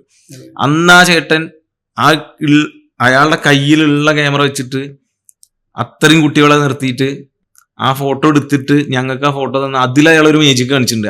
അയാളുടെ അടുത്തുള്ള സാധനം വെച്ചിട്ടല്ലടാ അന്ന് ചെയ്യാം, അയാളുള്ള ക്യാൻവാസിൽ ചിത്രം വരച്ചു പറഞ്ഞ മാതിരി അന്നൊരു മേജിക് അയാൾ കാണിച്ചിട്ടുണ്ട്. അതുപോലെ അന്നത്തെ തലമുറയുള്ള എല്ലാവരും മേജിക് കാണിച്ചിട്ടുണ്ട്. ഇന്ന് ഇവർക്ക് കിട്ടുന്നത് കൊണ്ട് ഇവര് കാണിക്കുന്നു, അല്ലാതെ ആരും ഇതിൽ മോശക്കാരോ നേരത്തെ മോശക്കാരോ ഇല്ല. പക്ഷെ അങ്ങനെ ഒരിക്കലും നമ്മൾ കാണാനും പാടില്ല. അതിന്റെ ആവശ്യമില്ല. കാരണം നമ്മുടെ അച്ഛനിൽ നിന്നാണ് നമ്മളുണ്ടായത് അല്ലേ, അല്ലാതെ ഒറ്റയ്ക്ക് അല്ലെങ്കിൽ ആകാശത്തുനിന്ന് പൊട്ടി നമ്മുടെ അച്ഛനിൽ നിന്നാണ് നമ്മളുണ്ടായത്. അച്ഛന് വയസ്സായി അച്ഛനെ തള്ളി പറയുന്നത്. കാരണം ഫോട്ടോഗ്രാഫിയിൽ അവർ എവിടെ അവസാനിപ്പിച്ചു അവിടെ മാത്രമേ നമുക്ക് അതിപ്പത്തെ കുട്ടികൾക്കൊന്നും അല്ലെ, കുട്ടികളെന്ന് പറഞ്ഞാൽ ഇപ്പത്തെ വരുന്ന ആള് എനിക്ക് കാണുന്ന അവർ തീരെ റെസ്പെക്ട് ഇല്ലാത്ത പോലെ, അല്ലെങ്കിൽ ചില എല്ലാവരും എല്ലാം പറയുന്നിട്ടോ, നല്ല പയ്യന്മാരുണ്ട്. ചിലരുടെ ഒക്കെ വിചാരം ഇപ്പൊ ഈ കാണുന്ന ഈ ഒരു കളർഫുൾ നമ്മൾ സോഷ്യൽ മീഡിയ വരുന്നതിന്റെ മുന്നേ ഫോട്ടോഗ്രാഫി ചെയ്ത ആളുകളെ നമ്മള് ഓക്കെ, നമുക്ക് ഇങ്ങനത്തെ ഒരു മീഡിയ ഇല്ലേ, നമ്മൾ ഈ ഫോട്ടോ എടുത്ത് ഇങ്ങനെ ആൽബം കാണുമ്പോൾ നമ്മൾ കണ്ടിട്ട് ആ കൊള്ളാലോ നമ്മുടെ ഫോട്ടോ എന്ന് പറയുന്നത്, അല്ലെങ്കിൽ DVD അല്ലെങ്കിൽ VHS ഇട്ട് കാണുന്ന സമയത്ത് വന്നാണ്. അതുപോലും ഇല്ലാത്ത ഈ മാഗസിൻ ആൽബം പ്രിന്റ് ചെയ്യാത്ത സമയത്ത് അവർ വരച്ചു വന്നത്, അല്ലെങ്കിൽ അതിന്റെ മുമ്പുള്ളത് ചെയ്തു വന്ന ആളുകളാവും അവര്. അപ്പൊ ഇവർക്ക് ഇപ്പൊ ഇതൊക്കെ കിട്ടുമ്പോൾ 4 വർക്ക് ഇടാൻ കിട്ടാതെ മീഡിയ ഉണ്ടാവും. ഇനി നാളെ അടുത്ത തലമുറ വരുമ്പോൾ ഇതിലും വലിയൊരു മീഡിയം അല്ലെങ്കിൽ ഇതിലും വലിയ സംഗതികൾ ചെയ്യാനുള്ള അവസരവും ഓപ്പർച്യൂണിറ്റീസും വരുന്നവർക്ക് ഉണ്ടാവും. അപ്പൊ അവര് നിന്ന് ഇവരാക്കുമ്പോൾ ഇത് മനസ്സിലായി. ഇപ്പൊ ഞാൻ ഇത് പറയാൻ കാരണം, ഇപ്പൊ ഞാൻ ഇവിടെ വർക്ക് ചെയ്യുമ്പോഴാണെങ്കിലും നാട്ടിലാണെങ്കിലും എല്ലാരും ഞാൻ പറയുന്നില്ല, ഒരു വിഭാഗം ആളുകൾക്ക് ബാക്കിയുള്ള വയസ്സായ ആളുകളെ കാണുമ്പോൾ അല്ലെങ്കിൽ ആ ഫോട്ടോഗ്രാഫറെ കാണുമ്പോൾ അത് അങ്ങനത്തെ പരിപാടി കുറച്ച് ഒഴിവാക്കിയാൽ നന്നായിരിക്കും. അത് ഇവരുടെ അറിവില്ലായ്മയായിട്ടാണ് ഞാൻ കാണുന്നത്. അങ്ങനത്തെ കുറെ കാണുന്നത്. ലോകം തുടങ്ങിയത് ഇൻസ്റ്റാഗ്രാം വന്നതിന് ശേഷം അല്ല, അതെ, ഇരുപ്പിൽ ലോകം തുടങ്ങിയത് ഇൻസ്റ്റാഗ്രാം വന്നതിന് ശേഷം. കാരണം അതിന് മുന്നേ ലോകം ഉണ്ടല്ലോ. അപ്പൊ ഇപ്പോ നമ്മൾക്ക് സോഷ്യൽ മീഡിയ അത്രത്തോളം ഇതായതുകൊണ്ട് ഒരുപാട് പേര് വളർന്ന ആൾക്കാരാണ്. അപ്പൊ പുതിയ വർക്കുകള് സ്റ്റൈലുകൾ കാണാൻ തുടങ്ങി, അത് അഡോപ്റ്റ് ചെയ്തിട്ട് ഈസിയായി കാണാൻ പറ്റും, ചെയ്യാൻ പറ്റി. പിന്നെന്ന് വെച്ച് കഴിഞ്ഞാൽ നമ്മൾ കാണുന്ന ചിന്തകളല്ല പുതിയ കുട്ടികളുടെ ചിന്തകളുണ്ട്. കാരണം ഇപ്പൊ നമ്മുടെ മുന്നിലുള്ള തലമുറ എവിടെ അവസാനിപ്പിച്ചോ അവിടെ നമ്മൾ തുടങ്ങി. അവിടുന്ന് തുടങ്ങി നമ്മൾ ഇനി അവസാനിച്ചോടുന്ന് അവര് തുടങ്ങരുത്. കാരണം നമ്മളവിടെ അവസാനിക്കാൻ പാടില്ല എന്ന് പറയുന്നത്. നമ്മൾ അവസാനിപ്പിക്കുന്നില്ല. ഇൻഫിനിറ്റി ആയി നിൽക്കുക. കാരണം നമ്മുടെ കഴിവിന് നമ്മൾ വീണ്ടും വീണ്ടും രാഗി വിളിക്കുക. എല്ലാ ഫോട്ടോഗ്രാഫേഴ്സുമാരും വീഡിയോഗ്രാഫേഴ്സും എനിക്ക് പറയാനുള്ളത്, നിങ്ങൾ പൊട്ടക്കിണറ്റിലെ തവളകളാവാതിരിക്കുക എന്ന് ഞാൻ ചിന്തിക്കുന്നത്. സുധനം പറഞ്ഞ പോലെ എന്താ ഈ ഏജ്ഡ് ആയിട്ടുള്ള ഫോട്ടോഗ്രാഫേഴ്സിനെ അല്ലെങ്കിൽ വീഡിയോഗ്രാഫേഴ്സിനെയൊക്കെ തരം താഴ്ത്തി കാണുക, അല്ലെങ്കിൽ ഒരു അവരൊന്നും ഒരു വയസ്സായ ഫോട്ടോഗ്രാഫേഴ്സ്, വയസ്സായ വീഡിയോഗ്രാഫേഴ്സ് അങ്ങനെ കാണുന്നതിനെ കുറിച്ചിട്ടൊന്നും എനിക്ക് തീരെ യോജിപ്പില്ലാത്തൊരു കാര്യമാണ്. കാരണം അവരും എല്ലാവരും ഇതിന് ബേസിക് ആയിട്ട് പറയുകയാണെങ്കിൽ ജീവിക്കാൻ വേണ്ടിയിട്ടാണ്, അല്ലേ? അപ്പൊ ഞാനോ നീയോ വലിയൊന്നുമില്ലല്ലോ, എല്ലാരും ബഹുമാനിച്ച് ഇതെടുക്കുക. അപ്പൊ നമ്മള് വെഡ്ഡിങ് ഫോട്ടോഗ്രാഫേഴ്സ് ആണ്, വീഡിയോഗ്രാഫേഴ്സ്. അപ്പൊ സിനിമ ചെയ്യുന്നവര് നമ്മൾ എന്താ പറയുന്നത്? ഈ സിനിമ ചെയ്യുന്നവര് നല്ല ഇതിനൊക്കെ വലിയൊരു പ്രൊഫഷൻ നിൽക്കുന്ന ആളില്ലേ, അവര് നമ്മളെന്താ കാണുക? അപ്പൊ നമ്മൾ ഈ ഇത് മാത്രമാണ് നമ്മുടെ ലോകം, ഇതിൽ ഞാൻ വലുതാണ് അല്ലെങ്കിൽ ഇതാണെന്നൊന്നും കാണേണ്ട ആവശ്യമൊന്നുമില്ല.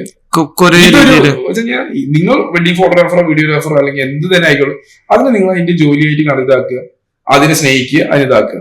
അല്ലാതെ ആരും വലിയവനോ ചെറിയവനോ അല്ല എന്ന് ഞാൻ മുന്നേ പറഞ്ഞിട്ടുണ്ട്. എനിക്ക് ഏറ്റവും ഒരു കാര്യം പറഞ്ഞു, എനിക്കിപ്പോ ഓർമ്മ എന്റെ ഒരു ചെറിയൊരു മാറ്റങ്ങൾക്ക് ഒരു വലിയൊരു എനിക്കൊരു മാറ്റം വരുത്തിച്ചെന്നൊരു വ്യക്തിയാണെന്ന് ഞാൻ ചേട്ടനടുത്ത് എനിക്ക് പറഞ്ഞു. ഞാനൊരു ബിഗിനറൊക്കെ ആയി വരുമ്പോ അന്ന് നമ്മളൊരു സാറിന്റെ ഒക്കെ ഒരു വർക്ക് എടുക്കാൻ പോയത് ഓർമ്മയുണ്ട്. അപ്പൊ കുറെ വർക്കുകളൊക്കെ എടുക്കാൻ പോകുമ്പോൾ ഞങ്ങൾ അങ്ങനെ വർക്ക് എടുക്കാൻ പോകുമ്പോൾ ഏട്ടന്റെ ഒരു വർക്കിന് ഏട്ടൻ പറയാറുണ്ട്, ഈ നിങ്ങള് കുറെ കപ്പിൾക്ക് ചിന്തിക്കാതെ നിങ്ങൾ ആ വീട്ടിലെ ആ ഫാമിലിന്റെ ഒക്കെ ഒന്ന് ഫോട്ടോ എടുത്ത് നോക്കി. ഏട്ടൻ ചിന്തിച്ച കാര്യ എനിക്ക് തോന്നുന്നു ഒരു കുറെ ലൈവ് മൊമെന്റുകളൊക്കെ ഷൂട്ട് ചെയ്തൊരു വ്യക്തിയാണ്. നമ്മള് പിന്നെ അങ്ങനെ ലൈവാന്ന് തോന്നുന്നത് പോസിപ്പിച്ചിട്ട് ജീവിച്ചിരുന്നു, അങ്ങനെ നിർത്തിയിട്ട് ആ ഫോട്ടോ എനിക്ക് തോന്നുന്നു അതൊക്കെ ശരിക്കും ഒരു ഫോട്ടോഗ്രാഫി എന്നുള്ളത് ലെവലാണ്. ഏട്ടനല്ല ചെയ്യുന്നതില്ലേ. പിന്നെ ഇപ്പോഴും ഇപ്പൊ നമ്മളെല്ലാരും പറയാറുള്ള കാര്യം കഴിഞ്ഞാൽ ആ ഒരു മൊമെന്റ് ഇല്ലേ, ആ അമ്മൂമ്മ ചിലപ്പോ ഈ ഭൂമിയിൽ നിന്ന് വിട്ടു പോയപ്പോഴും ഞാൻ എടുത്തൊരു ഫോട്ടോ ഉണ്ട്, അത് ഞാൻ അന്ന് എന്റെ പേജിൽ ചെയ്തിട്ടുണ്ട്. അതായത് അമ്മൂമ്മ ഇരിക്കുന്ന ആ ടീച്ചറെ അങ്ങനെ നിൽക്കുന്ന എല്ലാരും ഫാമിലി ഇങ്ങനെ നോക്കുന്ന അങ്ങനെ ഒരു സാധനമൊക്കെ ചെയ്തിട്ടുണ്ട്. എല്ലാരും ഉൾപ്പെടുത്തിയിരുന്നു ഞാനത്. അതൊക്കെ സംഭവിച്ചു. ഞാൻ ഓർക്കുന്നില്ല, നീ പറഞ്ഞപ്പോഴും അങ്ങനെ പറഞ്ഞ പോലെ നമ്മളെല്ലാരും അതായത് പറഞ്ഞ കപ്പിളും ഇതല്ലാതെ ഇപ്പൊ നിന്റെ എടുക്കുകയാണെങ്കിൽ നിന്റെ അമ്മേനെയും അപ്പനെയും നിന്റെ ആരൊക്കെ മെയിൻ ആളുകൾ അവരൊക്കെ ആ ഫ്രെയിമിൽ വെച്ചിട്ട് സംഭവം ലൈവായി തോന്നും. പക്ഷെ നമ്മൾ പോസിപ്പിച്ചിട്ടാവും, ക്യാമറയിൽ ലുക്കിൽ അങ്ങനെ സംഭവം ചെയ്തിരുന്നു. പിന്നെ കുറെ ആളുകൾ ഇതിൽ പൈസ എന്നുള്ള ചിന്താഗതി മാത്രം സമീപിക്കുന്ന ആളുകളുണ്ട്. അവരാണ് എനിക്ക് തോന്നുന്നു ഏറ്റവും കൂടുതൽ ഫീൽഡ് വേഗം ഔട്ടായി. അല്ല, അതിൽ വേറൊരു കാര്യം എന്താ പറയുക, പൈസ അതും അവരുടെ ഭാഗത്തു നിന്ന് നമ്മൾ പറയുമ്പോൾ ഒക്കെ രണ്ടു വശങ്ങളാണ്, എല്ലാം ഉണ്ട്. അതെന്താ പറയുക, അവര് നമ്മൾ അങ്ങനെ പറയാൻ പറ്റില്ല. അവര് ഒന്നും അറിയില്ല. അപ്പൊ സുധിക്കറിയാം, ഒരു ഫോട്ടോഗ്രാഫർ ഒരു വർക്ക് എടുക്കാൻ പോകും, എത്ര ലക്ഷം രൂപയുടെ എക്യുപ്മെന്റ്സ് ആണ് ആളുടെ കയ്യിലുള്ളത്. ഇയാൾക്ക് ലോൺ ഉണ്ടാവാം, EMI ഉണ്ടാവാം, വണ്ടിയുടെ ഇന്ന് പണ്ട് ഞാൻ പറഞ്ഞ അത് ബസ് കയറി പോയിരുന്ന VKC ചെരുപ്പിട്ട് പോയ ഫോട്ടോഗ്രാഫർ അല്ല ഇന്ന് കാറ് വേണം, വേണ്ടേ, എക്യുപ്മെന്റ്സ് വേണം. ഇതൊക്കെ ബാക്കിയുള്ളവന്റെ എല്ലാം പിടിച്ചു നിൽക്കാൻ വേണ്ടിട്ട് ND ഫിൽറ്ററും വേണം.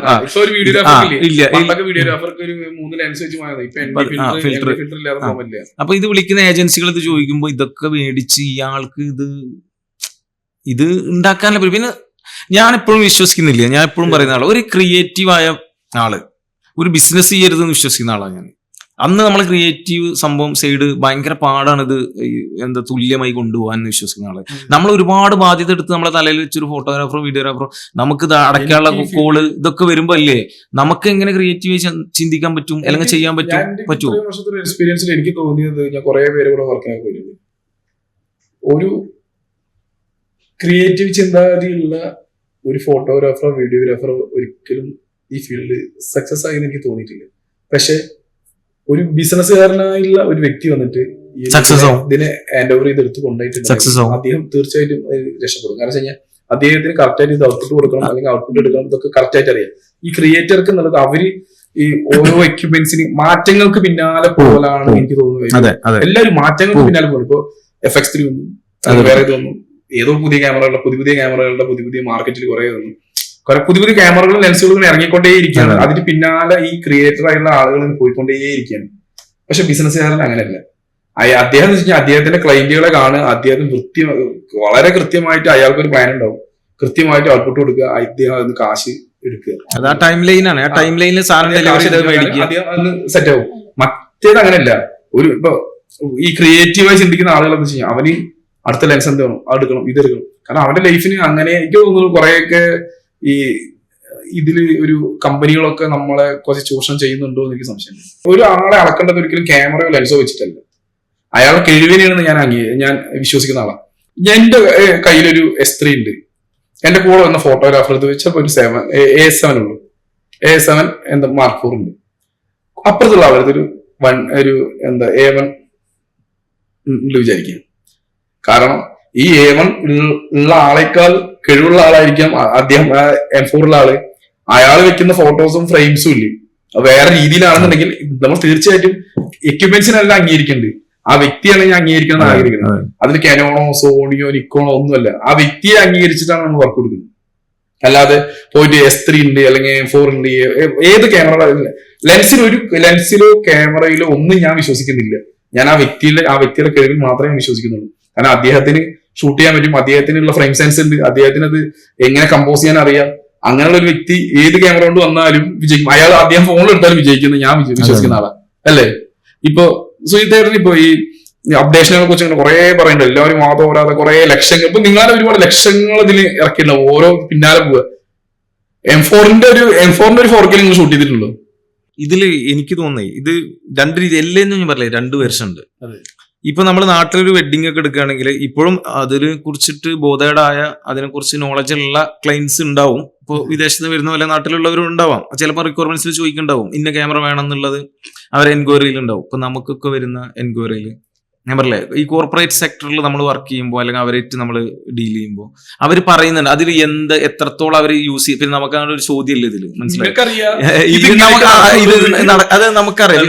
ഞാൻ പറയാം ഗ്രാജുവലി നമ്മൾ അങ്ങനെ മാറും. ഇപ്പൊ ഞാൻ വിശ്വസിക്കുന്നത് നമ്മളൊരു കോർപ്പറേറ്റ് സെക്ടറിൽ വർക്ക് ചെയ്യുമ്പോൾ അല്ലെങ്കിൽ അതിന്റെ ഭാഗമാകുമ്പോൾ നമ്മൾ അവരായിട്ട് ഡീൽ ചെയ്യുമ്പോൾ നമ്മൾ എന്ത് ഡ്രസ്സ് ധരിക്കണം, എപ്പോ ഫുഡ് കഴിക്കണം എന്ന് വരെ അവർ തീരുമാനിക്കും. ഇപ്പൊ ഞാൻ പറയാം, ഇപ്പൊ നമ്മളൊരു വർക്കിന് പോകുകയാണെങ്കിൽ പറയാം, ഞാൻ ഭയങ്കര കാഷ്വലായിട്ട് ഇപ്പൊ കണ്ടോ അത് ഇവിടെ കീറിയിട്ടുള്ള ഡ്രസ്സ് ഇട്ടിട്ട് വന്നിട്ടുണ്ട്. പക്ഷെ എനിക്കൊരു വർക്കിന് പോകുമ്പോൾ അങ്ങനെ നടക്കില്ല. അത് ഞാൻ എന്റെ അനുഭവങ്ങളോടെയും ഇവിടെ വന്നിട്ടും പഠിച്ചൊരു കേസാണ്. നമ്മൾ ആയിട്ട് ഫോർമലായിട്ട് പോകണം. ഞാൻ പിന്നെ അങ്ങനെ പോകുന്നത് ഒരിക്കലും എനിക്ക് ഇഷ്ടപ്പെട്ടിട്ടല്ല. ഞാനത് എന്റെ സത്യസന്ധമായിട്ട് പറയണം, ടു ബി ഓണസ്റ്റ്, എനിക്ക് ഇഷ്ടമല്ല. പിന്നെ എന്താന്ന് പറയാന്ന് വെച്ചെങ്കിൽ അതിന്റെ ഭാഗമായിട്ട് ചെയ്യുന്നു. നമ്മൾ ഫുഡ് കഴിക്കുന്ന സമയം അവർ പറയുന്നു പറഞ്ഞാൽ ആ വർക്കിന് അല്ലെങ്കിൽ നമ്മൾ ഡീൽ ചെയ്യുന്ന അപ്പോഴാണ് നമുക്ക് ഫുഡ് കഴിക്കാൻ പറ്റുള്ളൂ. അപ്പോൾ അങ്ങനെ ഒരു കോർപ്പറേറ്റ് സെക്ടർക്ക് വരുമ്പോൾ അങ്ങനത്തെ കുറച്ച് കാര്യങ്ങളുണ്ട്. അത് നമ്മൾ ഫോളോ ചെയ്തിട്ടില്ലെങ്കിൽ ഈ പറഞ്ഞ മാതിരി അപ്ഡേഷൻ എന്നല്ല എന്ന് പറഞ്ഞ് നമ്മൾ ബാക്കോട്ട് പോകേണ്ടി വരും. എനിക്ക് തോന്നി കാര്യം കഴിഞ്ഞാൽ നമ്മുടെ കേരളത്തിലല്ല എല്ലായിടത്തും കാണപ്പെടുന്ന ഒരു പ്രതിഭാസം എന്നുള്ളത് വെച്ച് കഴിഞ്ഞാൽ ഓരോ വ്യക്തികളും നിർബന്ധത്തിന് വഴങ്ങിയിട്ടാണ് അപ്ഡേഷനിലോട്ട് പോകുന്നത്. കാരണം അവന് സർവൈവ് ചെയ്യാൻ പറ്റുന്നില്ല എന്നുള്ളത്. ഇപ്പൊ എക്സ്പോസിംഗ് ഉള്ള ആളാണെങ്കിൽ ചിലപ്പോൾ അങ്ങനെ വരാം. ഒരു എക്സ്പോസ് ചെയ്യുന്ന ഒരാൾക്ക് സർവൈവ് ചെയ്യാൻ വേണ്ടി മാത്രമാണ് അവൻ മാറ്റുന്നത്. അവന്റെ കഴിവിനെ ഞാൻ എല്ലാവരും കഴിവിനെയാണ് അംഗീകരിക്കേണ്ടത്, അല്ലാതെ എക്യുപ്മെന്റ്സിനെ ഞാൻ പറയല്ലേ. നല്ല എക്യുപ്മെന്റ്സ് വേണം, പക്ഷെ അത് വളരെ ബഡ്ജറ്റ് രീതിയിൽ സ്വന്തം വീട് തന്നെ വിറ്റിട്ട് അല്ലെങ്കിൽ അത്രയും ഇപ്പോ എല്ലാ ഫോട്ടോഗ്രാഫേഴ്സ്മാരൊക്കെ അനുഭവിക്കുന്ന വീഡിയോഗ്രാഫേഴ്സ്മാരൊക്കെ അനുഭവിക്കുന്ന കുറെ പ്രശ്നങ്ങൾ, അവരുടെ ജീവിതം മൊത്തം EMI കുരുങ്ങി കിടക്കുകയാണ്. EMI കുരുങ്ങി കിടക്കുകയാണ്. അപ്പോ സുധി, വളരെ സന്തോഷം നമ്മുടെ പോഡ്കാസ്റ്റ് ചാനലിൽ ഇന്ന് ഗസ്റ്റായിട്ട് വരാൻ അല്ലെങ്കിൽ കൊണ്ടുവരാൻ കഴിഞ്ഞതിൽ, നമ്മുടെ കാണുന്ന ഓഡിയൻസിന് നിന്നെ പരിചയപ്പെടുത്താൻ പറ്റിയതിൽ എനിക്ക് ഭയങ്കര സന്തോഷമുണ്ട്. കാരണം എന്താണെന്നറിയോ, ഇപ്പോൾ നമ്മൾ ഇങ്ങനെ പോഡ്കാസ്റ്റ് ചാനലൊക്കെ തുടങ്ങി, അതായത് നമ്മളിത് കൊണ്ട് ഉദ്ദേശിക്കുന്നത് ഇപ്പൊ നമ്മൾ പറയുന്നത് വെച്ചിട്ട് ഇതിന്ന് വരുന്ന അല്ലെങ്കിൽ ഇതിനോട് ടേസ്റ്റ് ഉള്ള ഇൻട്രസ്റ്റ് ഉള്ള ആർക്ക് എന്തെങ്കിലും കിട്ടണമെങ്കിൽ കിട്ടിക്കോട്ടെ എന്നുള്ളൊരു സംഭവമുണ്ട്. അപ്പോൾ നിന്നെ പരിചയപ്പെടുത്താൻ അല്ലെങ്കിൽ നമ്മുടെ പേഴ്സണൽ ഫ്രണ്ട് സർക്കിളിലുള്ളവർ വരുമ്പോൾ എനിക്ക് പ്രത്യേക ഒരു സന്തോഷമാണ്. കാരണം നമ്മളിത് തുടങ്ങിയപ്പോഴാണ് മനസ്സിലായി നമ്മളെ ചുറ്റും ഒരുപാട് ടാലന്റ് ഉള്ളവർ നമ്മളെ കൂടെ ഉണ്ട്. അപ്പോൾ ഇന്നിപ്പോൾ നമ്മൾ വർക്കിന്റെ ഭാഗമായിട്ട് നിന്നെ കൊണ്ട് കൊണ്ടുവരാനും അതിലുപരി സന്തോഷം, നീ വന്ന് നിന്റെ സ്ഥിരം പോലെ തന്നെ മമ്മൂട്ടി മോഹൻലാലൊക്കെ ഒറ്റ ടേക്കിലൊക്കെ കേൾക്കുന്ന പോലെ ഇവിടെ വന്നു, വെഡിങ് എടുത്തു, ക്ലൈന്റിനെ കയ്യിലെടുത്തു, അവരൊക്കെ ഭയങ്കര ഹാപ്പിയാണ്. ഇതപ്പം കൂടെ ക്ലൈന്റ് വിളിച്ചപ്പോൾ എന്നോട് പറഞ്ഞ് നമ്മുടെ എഫേർട്ട് സൂപ്പറായിരുന്നു, അവരെ ഫ്രണ്ട്സും ഫാമിലിയും റിലേറ്റീവും എല്ലാവരും പറഞ്ഞു നമ്മൾ പൊളിയാ. എന്നാലും അവർ ഓൾറെഡി അവിടെ പറഞ്ഞല്ലോ.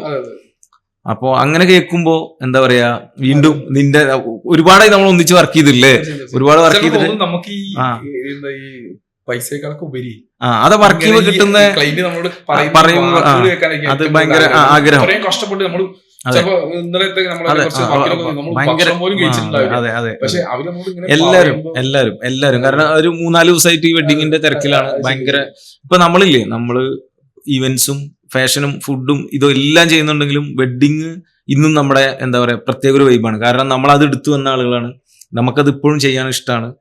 പിന്നെ നീയും ഷിജീഷൊക്കെ നമ്മൾ മുന്നേ നാട്ടിൽ നിന്ന് വർക്ക് ചെയ്ത അങ്ങനെ എല്ലാവരും കൂടെ ആ ഒരു ഇത് ചെയ്യുമ്പോൾ, അല്ലെങ്കിൽ നമ്മൾ വിളിച്ച സുജിത് ഭായി എല്ലാവരും കൂടെ ഉണ്ടാകുമ്പോൾ ചെയ്യുമ്പോൾ അല്ലേ അതൊരു രസം, അല്ലെങ്കിൽ ആ പഴയ ഓർമ്മകളിലേക്കൊക്കെ പോകുന്ന ഒരു സംഭവം കൂടെയാണ്, പ്രത്യേകിച്ച് വെഡിങ്. അപ്പൊ എനിവേ അപ്പൊ അങ്ങനെയാണ് ഇവിടെ വന്നതിലും നിങ്ങളോട് സംസാരിച്ചതിലും നിങ്ങളോട് ഈ ഇത്ര നേരം നമ്മൾ എല്ലാവരോടും സംസാരിച്ചതിലും ഈ സ്നാപ്ചാറ്റ്സിന്റെ ഈ സ്നാപ്ചാറ്റിൽ വന്നിരിക്കാൻ ഭാഗ്യം കിട്ടിയതിലും ഞാൻ വളരെ സന്തോഷവാനാണ്. പിന്നെ നിങ്ങളെ പോലുള്ള ആളുകളെ, പിന്നെ എന്റെ ആശാനെ വീണ്ടും ഒന്നും കൂടി കാണാൻ പറ്റി എന്നുള്ളത് തന്നെയാണ് ഏറ്റവും വലിയൊരു കാര്യം.